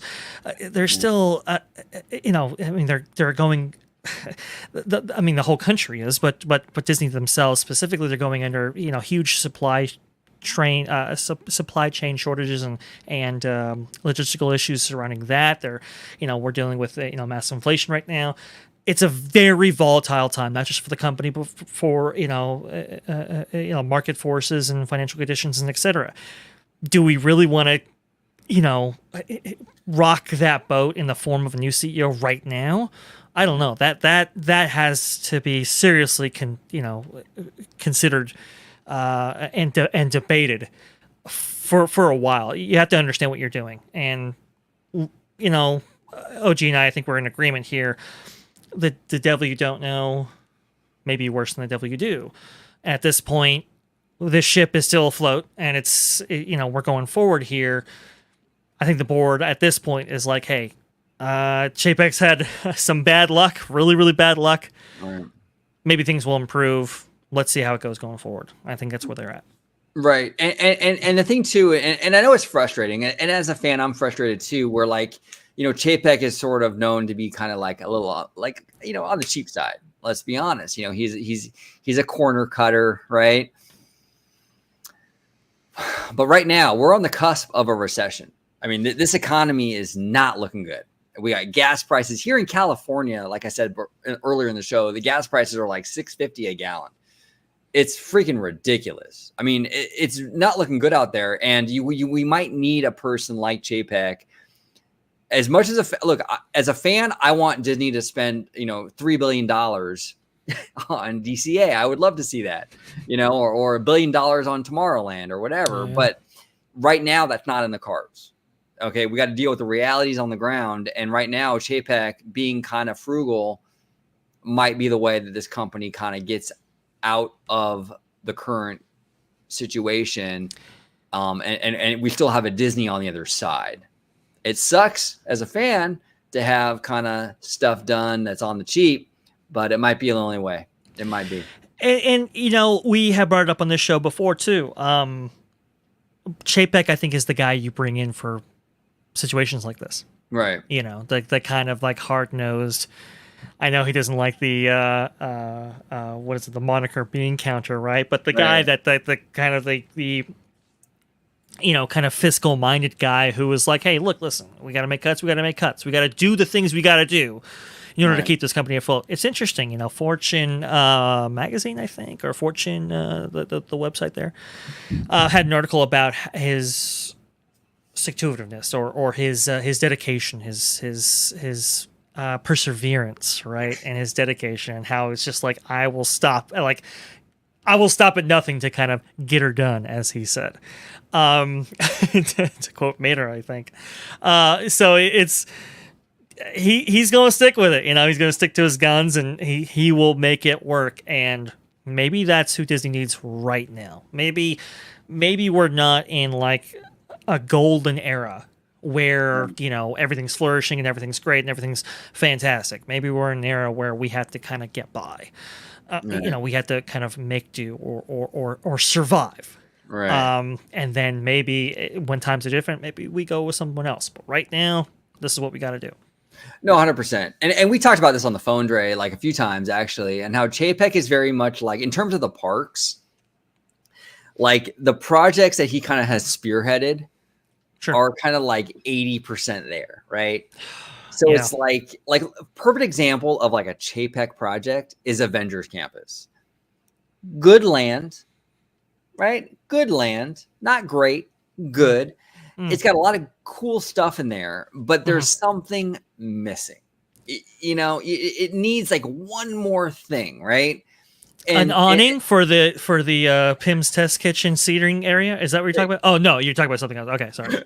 No, that's definitely one of them for sure. Yeah, and get rid of that. What is that? That beer cheese garbage? Oh yeah. Get rid of the beer cheese. That's for sure. That's one thing too many. Take that off. Put the awning in there. We're good. Then it's a great land. No, joking. Go ahead. Sorry. No, but that seems to be kind of like the Chapek MO, right? Is like he does decent stuff, but it's always like just not quite there, right? And I think that's the future right now with Chapek, is that we're going to see a lot of projects that are not completely garbage. It's not going to be like, like it's not going to be like DCA 1.0 kind of stuff. I mean, I think Chapek actually puts in more investment into the stuff than we saw with like Paul Pressler, to give Chapek credit, but I do think that we're going to get a bunch of like mediocre stuff like Avengers Campus, where like it's like good enough basically. And like look out for stuff like that when D23 comes around in September. It's going to be a bunch of projects like that where it's like, okay, it's okay. And it's not going to blow your mind. It's not Pandora, it's not Cars Land. But it's doable. It is doable. And look, I don't think he's like a Rocket Rods guy where it's like, oh man, so many superstar limo kind of guy. Right. Or superstar limo kind of guy. Right. I think he's a couple steps beyond that. Right. That being said though, are we going to have, like you said, a Pandora where we just go all out and, we just do do this to it's just an exceptional degree that is not surpassed anywhere else? I don't think so. Unfortunately, that's just kind of reality of the situation. Do I think? Do I have high hopes for example, which we're going to get, I guess, more info on this this upcoming week, but the Splash Mountain redo, right? Do I think it's going to be just blow your socks off? Oh my God, this puts Splash Mountain to shame. It could. Do I think it's necessarily going to do that? I don't think so. And the only reason I say that is because it's like, how much money are you going to spend towards something like this? Especially with attractions of this scale, this size, with all these animatronics that you have. Do you necessarily spend the money to just reskin them all and place them all around in creative and strategic ways? I don't know if you do. And this is kind of why I don't want them to touch Tomorrowland, because I think it would be kind of that similar ilk. But go ahead. Well, yeah, and Splash Mountain, I mean, let's be completely frank, it's being done for social reasons. Right. There's really no even financial benefit to retheming it. The ride already has the demand. It's already one of the most popular attractions in any park that it's in. See, at least with, and my Epcot fans are going to hate me for saying this, but at least with Maelstrom, there was an issue with that attraction. There was a demand problem. So what do? Okay, let's make it a Frozen ride. That'll fix our demand problem. But that's different though than what's going on with Splash Mountain. Splash Mountain doesn't have a demand problem. We were there together just a few weeks ago, and it had massive waits just a few weeks ago. Right. And it's popular already. So what does adding Princess and the Frog do for them financially? Nothing. Are they really going to gain that much from it? Probably not. And they're not going to gain any new capacity, because all they're doing is reskinning a ride that already exists. And our friend over at Mickey Views made a fantastic video on this. Check out good. Braden over at Mickey Views. He recently did, I think it was like a week or so ago, about this whole situation with the Princess and the Frog retheme for Splash Mountain. He breaks it down as to why financially, it doesn't really make much sense. And really why Disney, like you said, Dre, isn't going to spend that much money on it. It breaks my heart because that's a fantastic attraction. And I'm really, really scared on how that's going to turn out. So yeah. And to your point, OG, we have a real quickly here. Our buddy Showcase here just posted something today, actually, about the wait times when it comes to Splash Mountain. Go ahead. I've shared my screen for absolutely. you to bring it up if you want to. Highest wait time in the park. you know, and that's kind of the reality of it. To OG's point here, I mean, it's like. What is the benefit here? It already has, like you said, strong demand. You're not going to necessarily increase that in ridiculously substantial ways, right? You might add some demand, but it's not going to be a huge amount. Are you necessarily going to sell vacation packages over it? I mean, maybe, but that's going to be a temporary thing, and especially if you don't do it correctly. I mean, how long is that going to last? Mickey Views has a fantastic video about capital expenditures and how they're kind of in a situation where even if you did have another CEO, right, who was willing to spend more money, they necessarily can't, because they have to keep CapEx really, really tight in order, to take money towards and put it towards the studio. Sorry, I do apologize. Put it towards the studio divisions, right, and fuel the creative output on that end. They still have an enormous amount of debt that they have to pay now increased interest on, and all these kind of different things. And it's like, what is this gonna look like here? Mickey Views doesn't have, unfortunately, the greatest outlook on it, and I do kind of agree with him. And it's what we've been saying on this show for quite some time.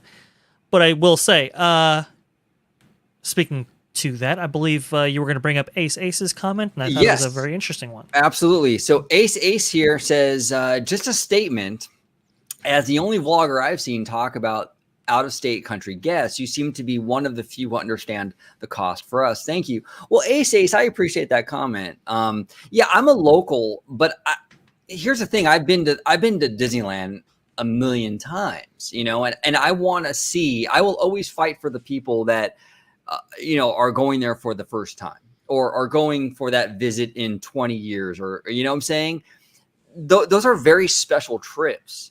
And to be quite frank with you, those trips are more important than my third visit this week.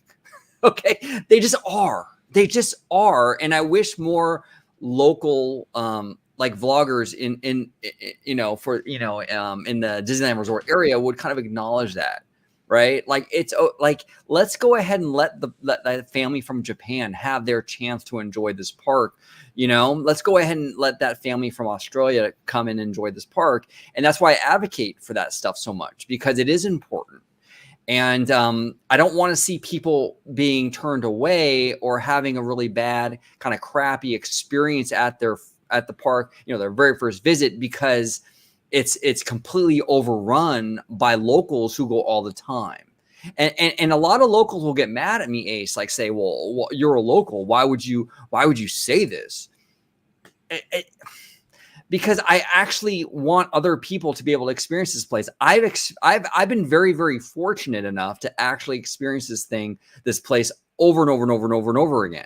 And I want to see other people be able to come in and experience it and not have to deal with wall-to-wall crowds and crazy waits and restaurants that, can't serve you because there's too many people and yada, yada, yada. So thank you, Ace. I do appreciate the support. And I will always fight for those out-of-state, out-of-country guests, because those first-time visits and those visits, even if it's not your first time, but that visit after 10 years or something like that's so important. And people need to, I think more locals need to understand the importance of that. But what do you think about that, Dre, in terms of like? No, I agree with you. And to your point, OG, it's I know you are genuine in your sentiment. I know that for a fact. And I know you do think about the guest, not just the guest locally, but the guest, coming in from all over the country, or even in some cases all over the world. OG is not a what they would call a pass hole, right? As the moniker goes, right? But no, I mean, you've always thought about that. And listen too. I mean, I guess part of what we, how we refer to out-of-state guests is kind of our own kind of experience. I know, OG has me on, quite a bit, and I'm from Arizona. I know what goes into a vacation to Disney and getting out there, and I can empathize and sympathize, from direct experience about how, difficult it might be to actually get out there. And look, our good friend Disney Family Man, right? He's from out of state and even farther away than, either of us combined. He's up there in Pennsylvania. And I know it's particularly hard for him to get out to these parks and to actually embark on these journeys and so forth, and understand the costs that go into it, the sacrifices that you make and so forth. So, we got your back here at OG55, I guess is what I'm trying to say. And really do appreciate the comment. And I appreciate you, OG, for sticking up for us as well as a local. It means the world. Yeah, it's important. This place means a lot to me, and I want people who go for that first time or go very sporadically to really, really just have the time of their life. Just have the time of their life. And we still got to get Drunk 3PO out here and check out that Indiana Jones ride. I know he would dig the hell out of that. I mean, that ride is bonkers. Drunk, I'm telling you, anytime you come out to California, I'm hitting the road. I'm gonna meet you there. We're gonna do an OG55 meetup, and we will do it. We will absolutely take you on the Indiana Jones or whatever else you want to do, and the unique Southern California market, Radiator Springs Racers, whatever it is, man. We will, trust me. You hang with us, we'll get you on. Yeah, absolutely, absolutely. Yeah, these places are really unique. These places are really unique. They're very special experiences, and when a person or a family comes from a long way to experience these places, it's important they get the very, very best experience they can get. Very, very best. Absolutely. Experience. Yeah, I agree. 100% agree. Yeah. Yeah. So fantastic show today. A lot of fun. We talked a lot about magic keys, and we got into like some corporate stuff. It was a really good show. I want to thank everybody who joined us today. Matthew Murr, Drunk 3PO, Ace, our buddy Theme Park Casual. Who else was in here? Kevin Davis. I always have a hard time pronouncing this. I think it's Mullahs 1289. Forgive me if I'm mispronouncing your name. But overall, we had a really good time today, and we will definitely do this again. We really love these live shows. Go ahead, Dre. Oh, I was just going to say before we end the show, real fast, sure. A couple of things. Sorry, I do apologize, Sure. OG. No worries. Two things. One, I think Theme Park Casual made a comment earlier in the chat about DVC. I just wanted to say, yeah, I do agree with you. I don't know. I might get myself in the hot water, but I kind of think the whole thing's a scam. So I never thought. I definitely don't think it's worth it now. Maybe it was worth it before in the past, but now definitely a different story. And now they're talking about the idea of this kind of the perks that used to be included with DVC. Now you're going to have to do like a $100 a year membership, and that's going to give you the ability to buy these perks separately. And it's a whole mess. I don't think it's worth it. And then Kevin Davis, I wanted to get your reaction to this, OG, really fast. He made a comment that Thor: Love and Thunder might make anywhere between 185 to 200 million. What do you think about not just that, but the movie itself? You excited about it? What do you think? Honestly, okay. Here's my take on Thor. Look, before I say this, I completely understand that I'm in the minority here. Mm-hmm. This is just kind of where I'm at. I had a really hard time getting through Thor Ragnarok. Very hard time. I did not like that humor at all. I think it's extremely cringy. Very hard time getting through that movie. I've heard reviews about this one, and it's basically Ragnarok and doubling down on that. I have very little desire to watch this. I watched a review, well, not really a review, but like an out of the theater reaction from Christian Harloff, who I respect dearly. And actually, I agree with most of when Harloff's like reviewing things, whether that be like Marvel, Star Wars, or just whatever kind of movie. I typically agree with his stance. I'm kind of on the same page with him, and he had a lot of problems with the first 40 minutes of the film and the humor. I'm not exactly looking forward to it. Just for me personally, it just doesn't seem like it's my cup of tea. Now, with that said, it seems like a lot of people do like it, though. I'm hearing a lot of good word of mouth. There's a lot of good positive buzz about it. I wouldn't be surprised if what Kevin is saying here about the 185, 200 million. Yeah, I mean, that's very possible. Marvel is a golden goose. It lays golden eggs constantly. Thor Ragnarok was hugely successful. This movie will probably be very successful. It wouldn't shock me at all. It really wouldn't. And I hope it does. I hope it does very, very well. And I understand there's a huge market out there for it. It's just not my thing. Right. Thor Ragnarok for me, I go back and forth. There are some instances where I really like parts of that film, and then there are some instances where it's like, ooh, I would have gone a different direction entirely. It's Taika Waititi is a very unique, eccentric filmmaker, and his brand of humor is like I remember the episode that he directed of Mandalorian, right? Yeah. I believe it was the season 1 finale.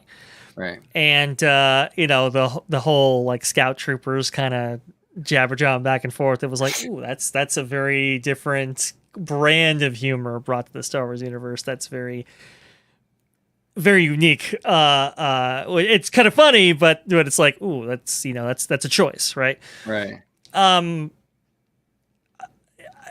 I think I will. I think I will see it. It's got the Guardians of the Galaxy, which I absolutely, love. Those characters are fantastic, and I really do like the Thor character a lot. I'll say, I do like his growth, but I do kind of empathize with the opinion that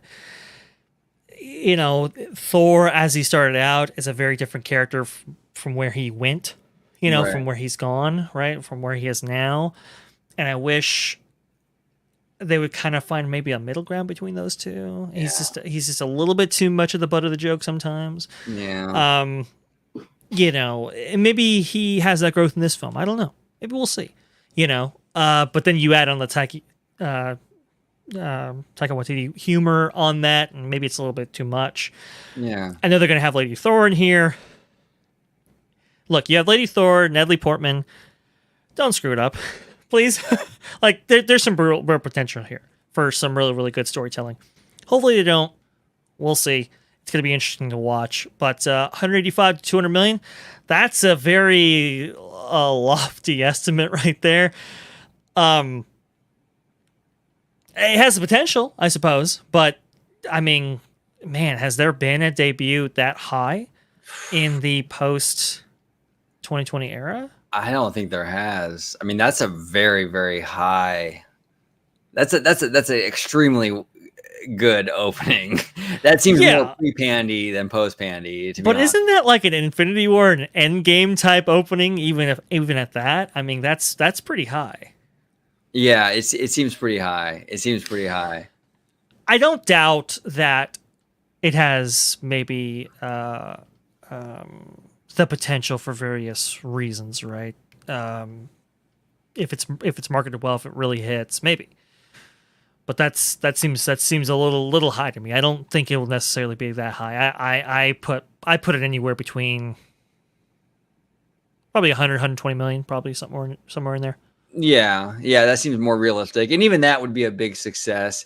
And then it all depends on the legs, and how the general public, is feeling it or not feeling it, and not everything is going to have legs like Top Gun Maverick. But, I mean, if it has decent legs, it could do well. Yeah. Top Gun Maverick is insane, isn't it? I was just there in the theater the fifth weekend that this thing is out. One of the very few IMAX showings in our area. And that theater was packed. That theater was packed. And then when I came home, this is the craziest story about this whole thing. When I came home, was pulling in the driveway, and I noticed my neighbors were pulling in the driveway too. I was like, "Hey, what's going on? Where are you coming from this late?" And he's like, "Oh, we just came from Top Gun Maverick over there in another theater." I was like, "Wow, fifth weekend that this thing is out," and we have two people living right next to each other seeing this thing. It's pretty crazy, man. It's pretty wild. It's wild. And from what I'm hearing, it might even pull another 30 million this weekend. I mean, this thing has been in theaters a month now or it more. Might be number one this weekend.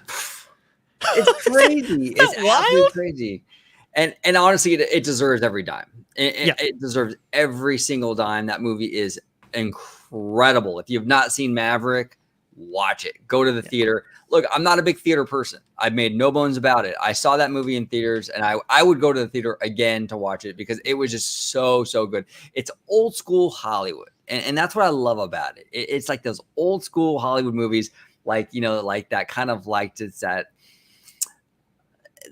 Indiana Jones kind of leading man kind of thing, and it's just I don't know. I absolutely adored that movie. So, and it's unapologetically so. I mean, it's really kind of cool, and it's I don't know, it just makes you feel good at the end of it, you know.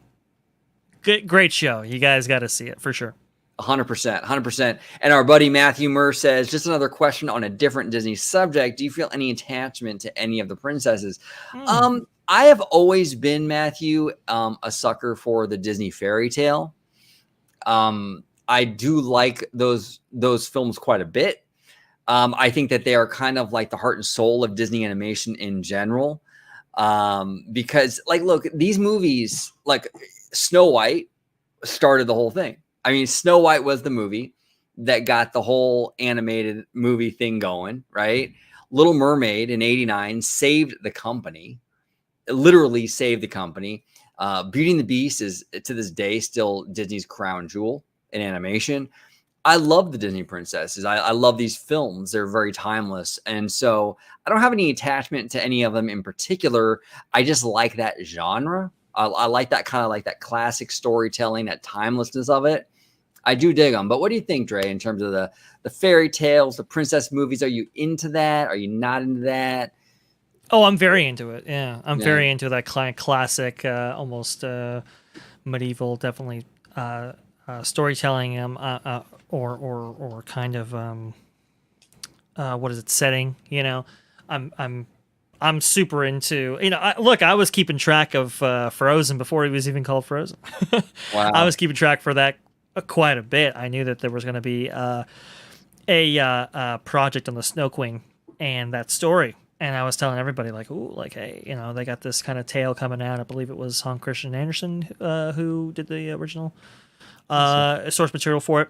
And I was like, ooh, you know, Disney's really going to, you know, kind of do this, you know, years after the fact that Mark Davis even tried to do it himself, you know, and it could be really interesting, could be cool. It was in, production for like 5, maybe even more years than that. And I was like, right. This might be really cool. This might be really big. I didn't know it was going to blow up to the extent that it did, right. And get a sequel and all that. I had no idea that was going to happen. But I'm really big into that storytelling with you, OG. I'm really big into the kind of princesses, or maybe like the kind of romanticized old school kind of fare, right? I really do dig that a lot. One of my favorites is Sleeping Beauty. You know, yes. Just unbelievable. The art direction in that movie is absolutely fucking insane, dude. No, I will absolutely agree with you. Ivan Durrell, it's just, that whole thing is just unbelievable. I mean, you look at, and man, credit to Disney too. You know, Walt, he went big, right? He went with the freaking, you know, full size, I think 70 millimeter Technicolor print for it. You know, the kind of the widescreen format. Gosh, I mean, gorgeous. You know, some of the animators were talking about it would take like a full day to do a second of animation. You know, my God. Because it was just the line work was so intricate. You know, it had to be so precise to fit this kind of Renaissance style that they had for that movie. Just a gorgeous film. Really, really go back, folks. If you haven't seen it in a while, really go back and just admire some of those background paintings and all of that. I mean, it was really, really phenomenal stuff. So I always have kind of an admiration for that, just for the beauty of it. I know Aurora is not the as fully fleshed out a princess as some of the others, but Right. I really, really do dig that a lot. I know my dad really likes Cinderella. I know that for a fact. Nice. Really likes that kind of story. Her kind of rags to riches story. That's definitely a sentiment shared by where he came from himself in his own personal life and experience. So, yeah, that's pretty cool. And maybe like Belle. I really like the Beauty and the Beast kind of story. So I do have fun in this. As far as any direct attachment, I don't know, but I definitely do have fondness for that genre, for those movies, and I can't wait for the next one.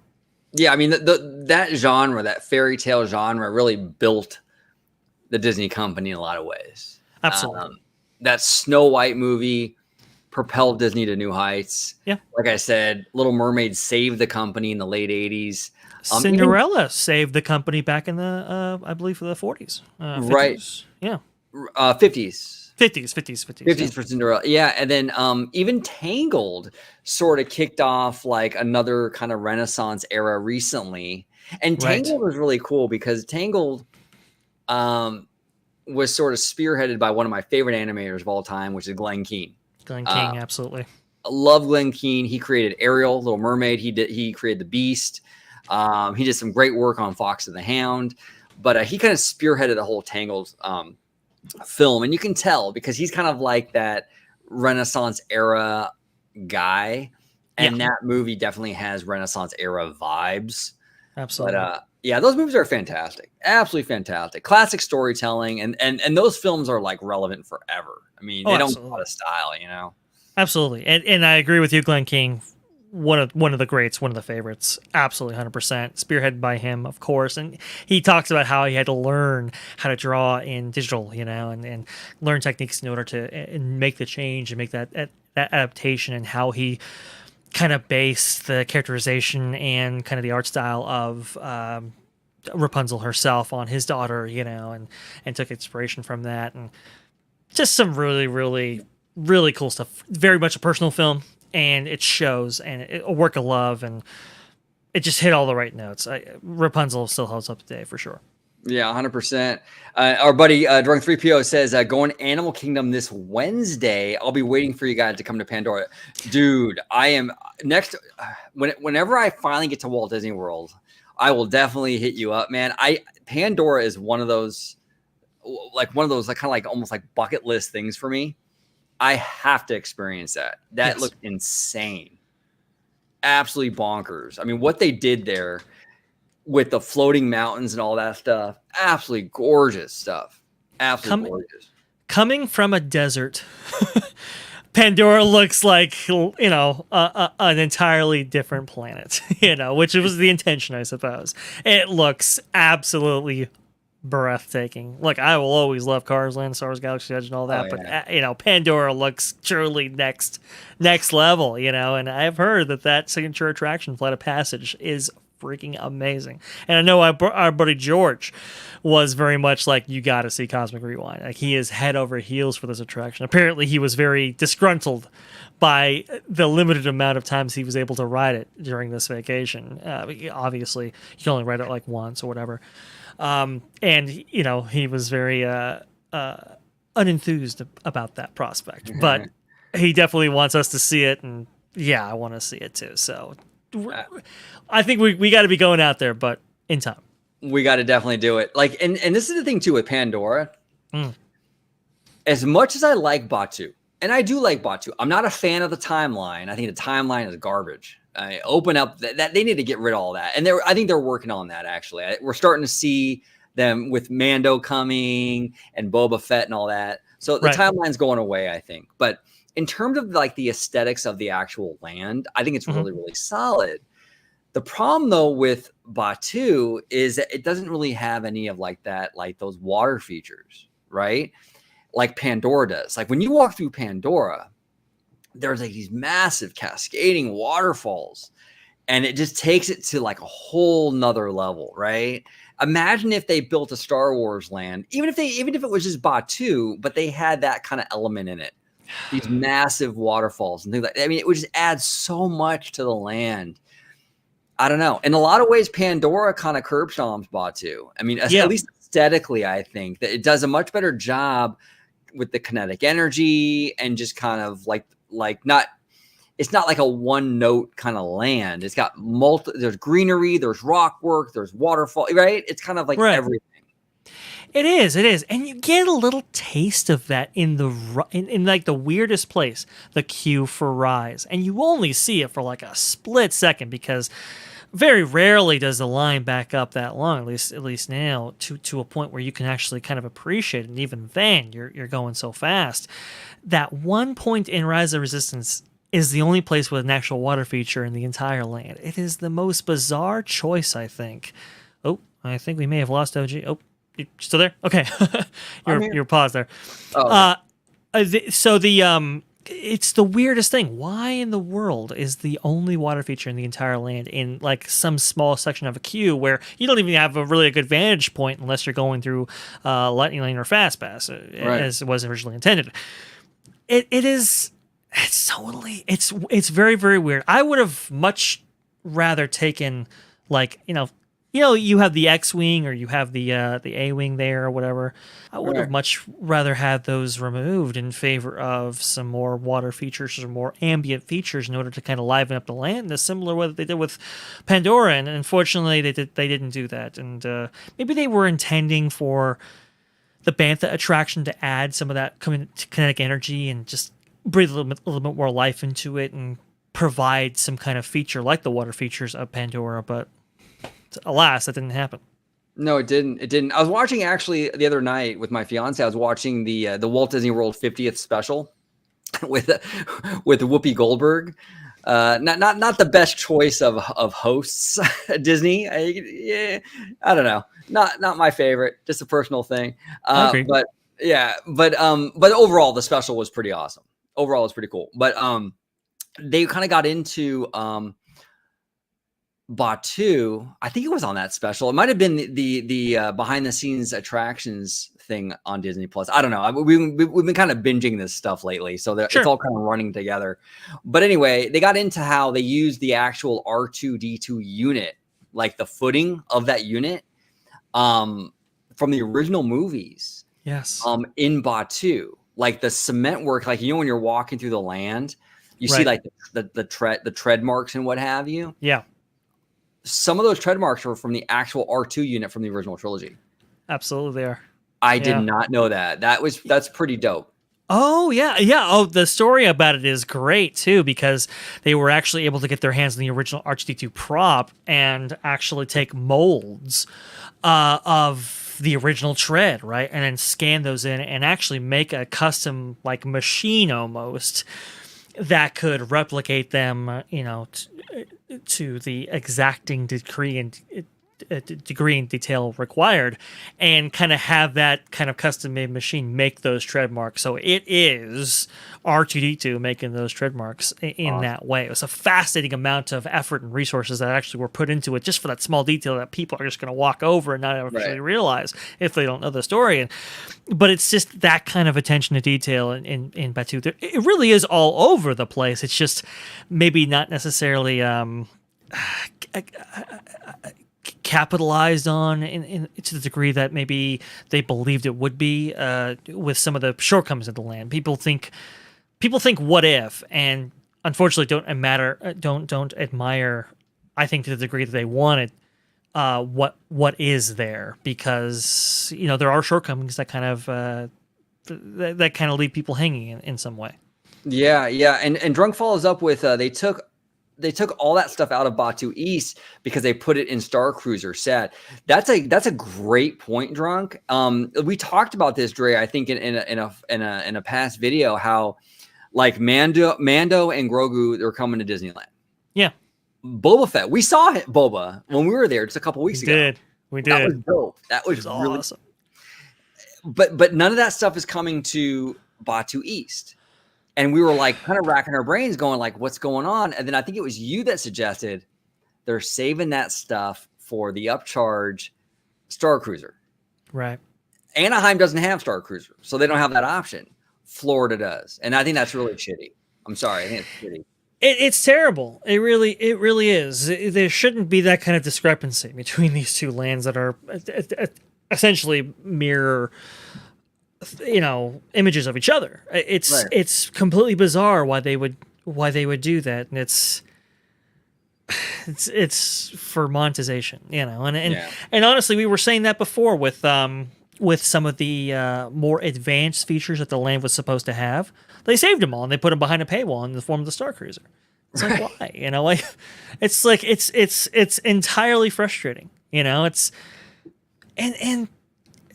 gosh, the timeline thing, and now they're even, if you saw the original press release for the inclusion of of Boba Fett and Fennec Shand and Mandalorian and Grogu, it was like, oh well, the people in Batu, the people in Galaxy's Edge, they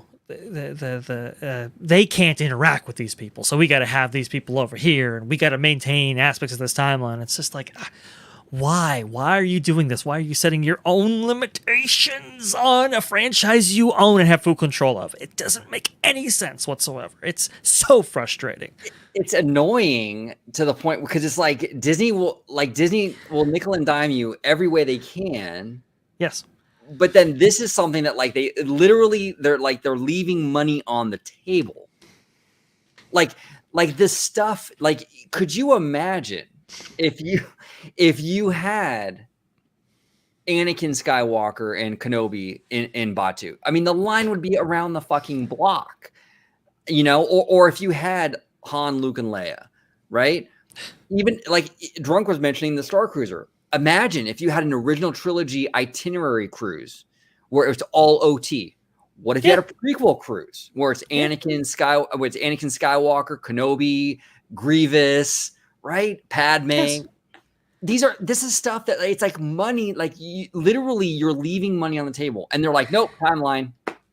It's oh my gosh, and it's so frustrating because you have all these great characters, you have all these great things that have been built up for decades and generations, and people have been wanting to see these characters their entire lives, and we're going to keep them out because of this arbitrary thing that we have to maintain. For what exactly? What's the upside to it?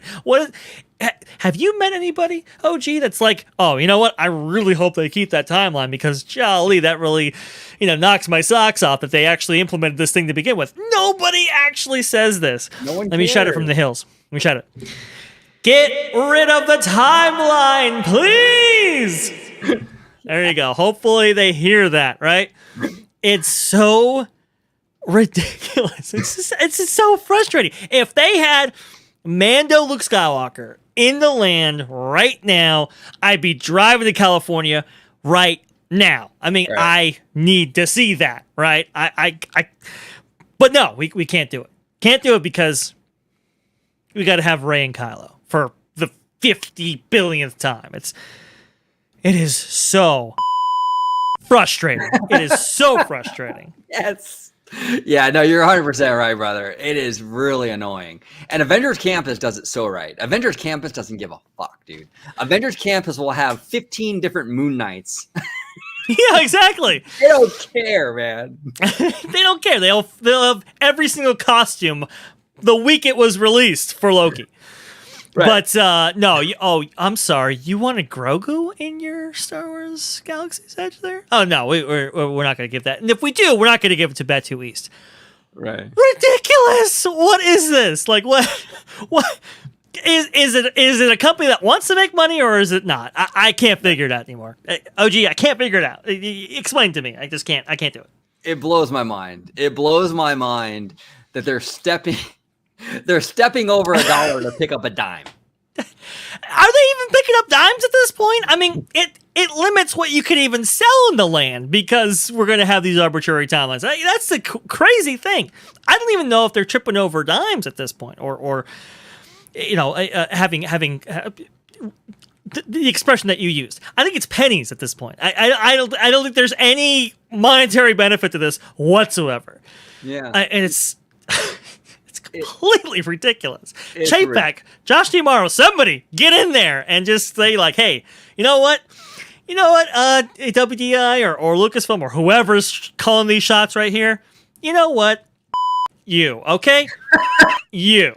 All right? We're going to get these characters in here, and we don't really care. You know why? Because while you have your little pet projects in the former Star Wars Galaxy's Edge, It's our land. We paid for it, and we can do what we want. that's what they got to do. Exactly. Well said. Well said. That's awesome, dude. That's awesome. No, that's exactly it, man. It's so frustrating, you know? It's so frustrating. Now, friend of the channel, Alia Aloha says here, watched Lilo and Stitch today on Disney Plus. Perfect double feature in spirit with theatrical Elvis. Saw that on Friday. What do you? I know you haven't seen Elvis. I haven't seen Elvis either. But what are your thoughts on Lilo and Stitch? Are you a big fan of Lilo and Stitch, or not so much? Oh yeah, yeah. Lilo and Stitch. You know, it's an interesting thing. Look, everybody talks about the Renaissance films, right? Everybody's like, really, high on them, and we have fond memories of that, obviously, and we hold those films in such high regard. But there was that lull between, I would say, the Renaissance films and the start of the CG era, which there was a little bit lull there in terms of content. And I would say the best performer of that kind of lull period that we had was Lilo and Stitch. That was kind of the diamond in the rough, so to speak, when it came to this area between these kind of eras of Disney animation. And it was fascinating. I'll tell you this. Obviously, I think the company, maybe they overextended Stitch in some cases, right? They found that it was successful, and maybe they used him a little bit too much, right? Look, would I have taken toilet paper and covered the Cinderella Castle with it to promote the new Stitch attraction? I wouldn't have made that call, but obviously they felt that they could, right, because of audience reception to that character. But I'll tell you this much: I remember sitting in the Fantasyland Theater watching Mickey and Minnie's Magical Map, right? You've seen the show, OG, I think. Oh yeah. And they had a segment in that show around Stitch. Now Stitch wasn't previously in that segment, ironically enough, but they featured the song Hawaiian what is it? Hawaiian Roller Coaster Ride or something like that, right? Yeah. I can't remember the exact name of that. But I'll tell you this: that moment played, and it was okay. Then later on they kind of tinkered with the show a little bit and actually had the Stitch costume character come out. And the crowd reaction every single time I saw this show with that element in it, huge applause, huge praise. Wow. And it was like no other aspect of the show got that amount of applause and reaction from the fans, from the guests that were sitting next to me. It was fascinating to watch, and it was like, wow, this character really did resonate with some people, and he's kind of a meme when it comes to Disney Twitter people and stuff like that, or theme park aficionados. But guests really did love it. So hey, they did something right, and I will say the movie is nice and fun. Yeah, no, it's a cute movie. It's a smaller kind of film.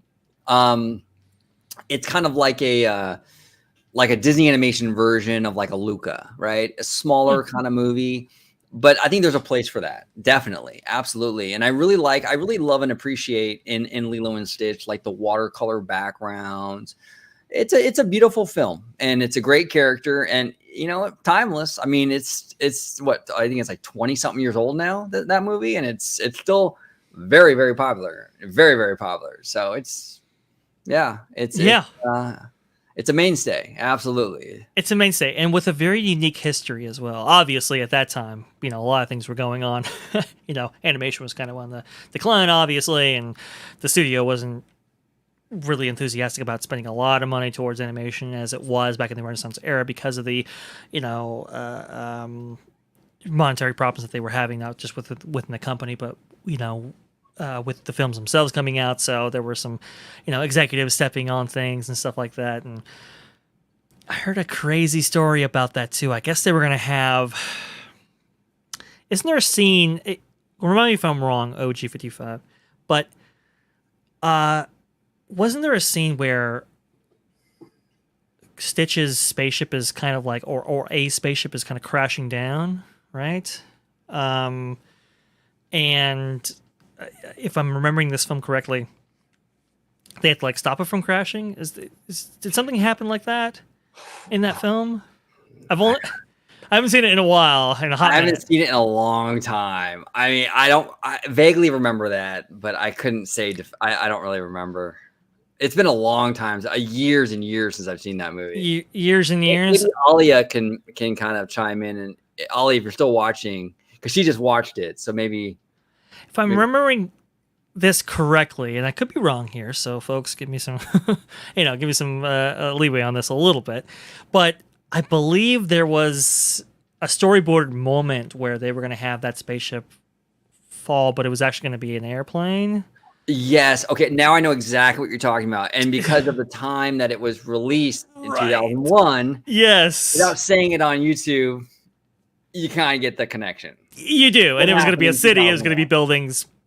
Not the greatest look. And they had to scrap that whole thing. And I guess the director recently came out and said that Disney had wanted to cut some certain scenes in order to get a G rating, which it never got. It's a fascinating history. It's a fascinating little timepiece. It's a at a time when a lot of those films, we don't talk about Brother Bear regularly, right? Or we don't talk about Chicken Little, but Lilo and Stitch, it surprising has a surprising amount of relevance. I don't know. It just has some staying power. It's a very interesting, unique film. Yeah, it is. It's fascinating how some movies just kind of hit that cultural wave and they last, and some movies don't. Yeah. And for the most part, the fairy tales tend to kind of outlast everything else just because I think those are a little bit more timeless, less dated. But there are some movies like a Lilo and Stitch that is more modern, that does catch fire and stays relevant for decades and decades and decades. And so it's fascinating. It's fascinating. Another movie that's kind of modern, but it's a Walt era movie is Lady and the Tramp. Oh my gosh. Yeah, absolutely. For that era, the 1950s, that was kind of a more modern film than say some of the fairy tales that he was doing. And that movie went on to be like Lilo and Stitch, like a very timeless kind of like mainstay as well, and very relevant to this day. Oh, absolutely. Well, the of course the spaghetti scene is iconic. I mean, geez, I don't think there's a kind of a montage nighttime spectacular outside of maybe Fantasmic that doesn't feature that scene in it. Steve Davison has a way of dropping that in every single freaking, from Momentous to World of Color to Happily Ever After. They will feature that scene in some way. It's just a mainstay. So you're exactly right about that. I'll also too say 101 Dalmatians.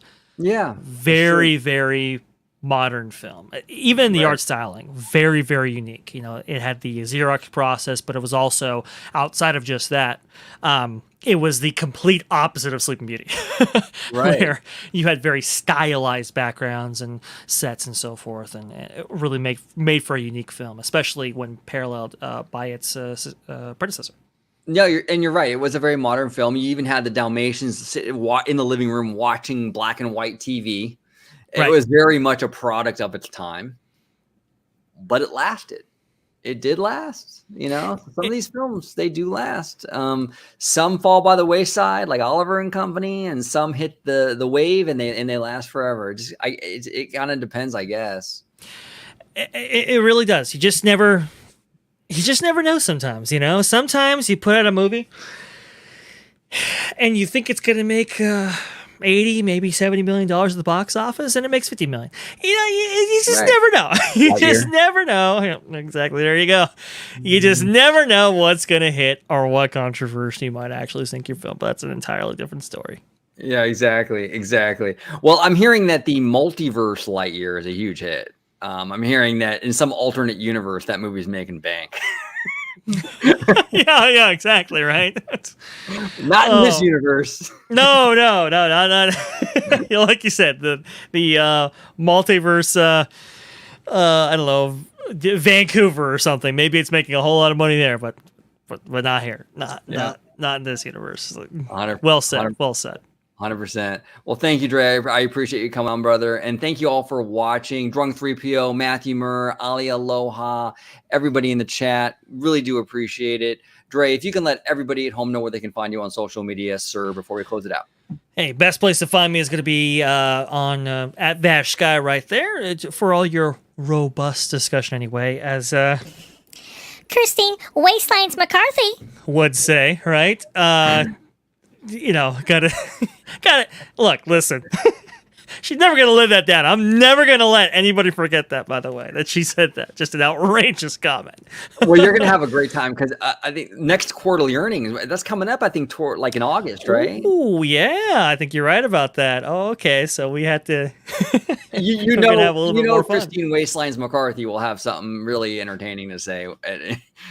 She always does. And I can't wait to parody the out of it. So I can't wait. But for all your robust discussion right there at VashSky, just like it spells right there. And if you want to see me, well, it's going to be on the channel you're watching right now at OrangeCo55 at Freshly Squeezed, your source for juice, news, and info, squeezed fresh right from the Grove. But really nothing compares with a freshly squeezed. Oh, I love that drop. I love Adam the Woo. Did great content creator. Oh, no, he's absolutely phenomenal. Absolutely phenomenal. Can't say enough good about Adam the Woo. He's taking the channel in a really cool direction, actually. I'm digging like the whole road trip thing and kind of branching out beyond the Disney bubble. I dig that a lot. I dig it a lot. And there's even Disney in there, Sometimes he'll go to a Main Street or Fort Collins, Colorado, and see some sites there. And it's like, hey, some of these buildings were adapted for Main Street, and there's still some Disney in them. You can see it. Yeah, absolutely. Well, thank you all for watching. And Dre, thank you, brother, for coming on. As always, fantastic conversation we had today. Comment down below with all your opinions in regards to what we talked about earlier on with the magic keys, the renewals, the timeline and Galaxy's Edge, everything. I want to thank everybody for watching, all support. Every like, share, view means the world to us. Thank you so much. It does mean the world to us. And as always, have a wonderful, wonderful day. Until next time, take care, everybody.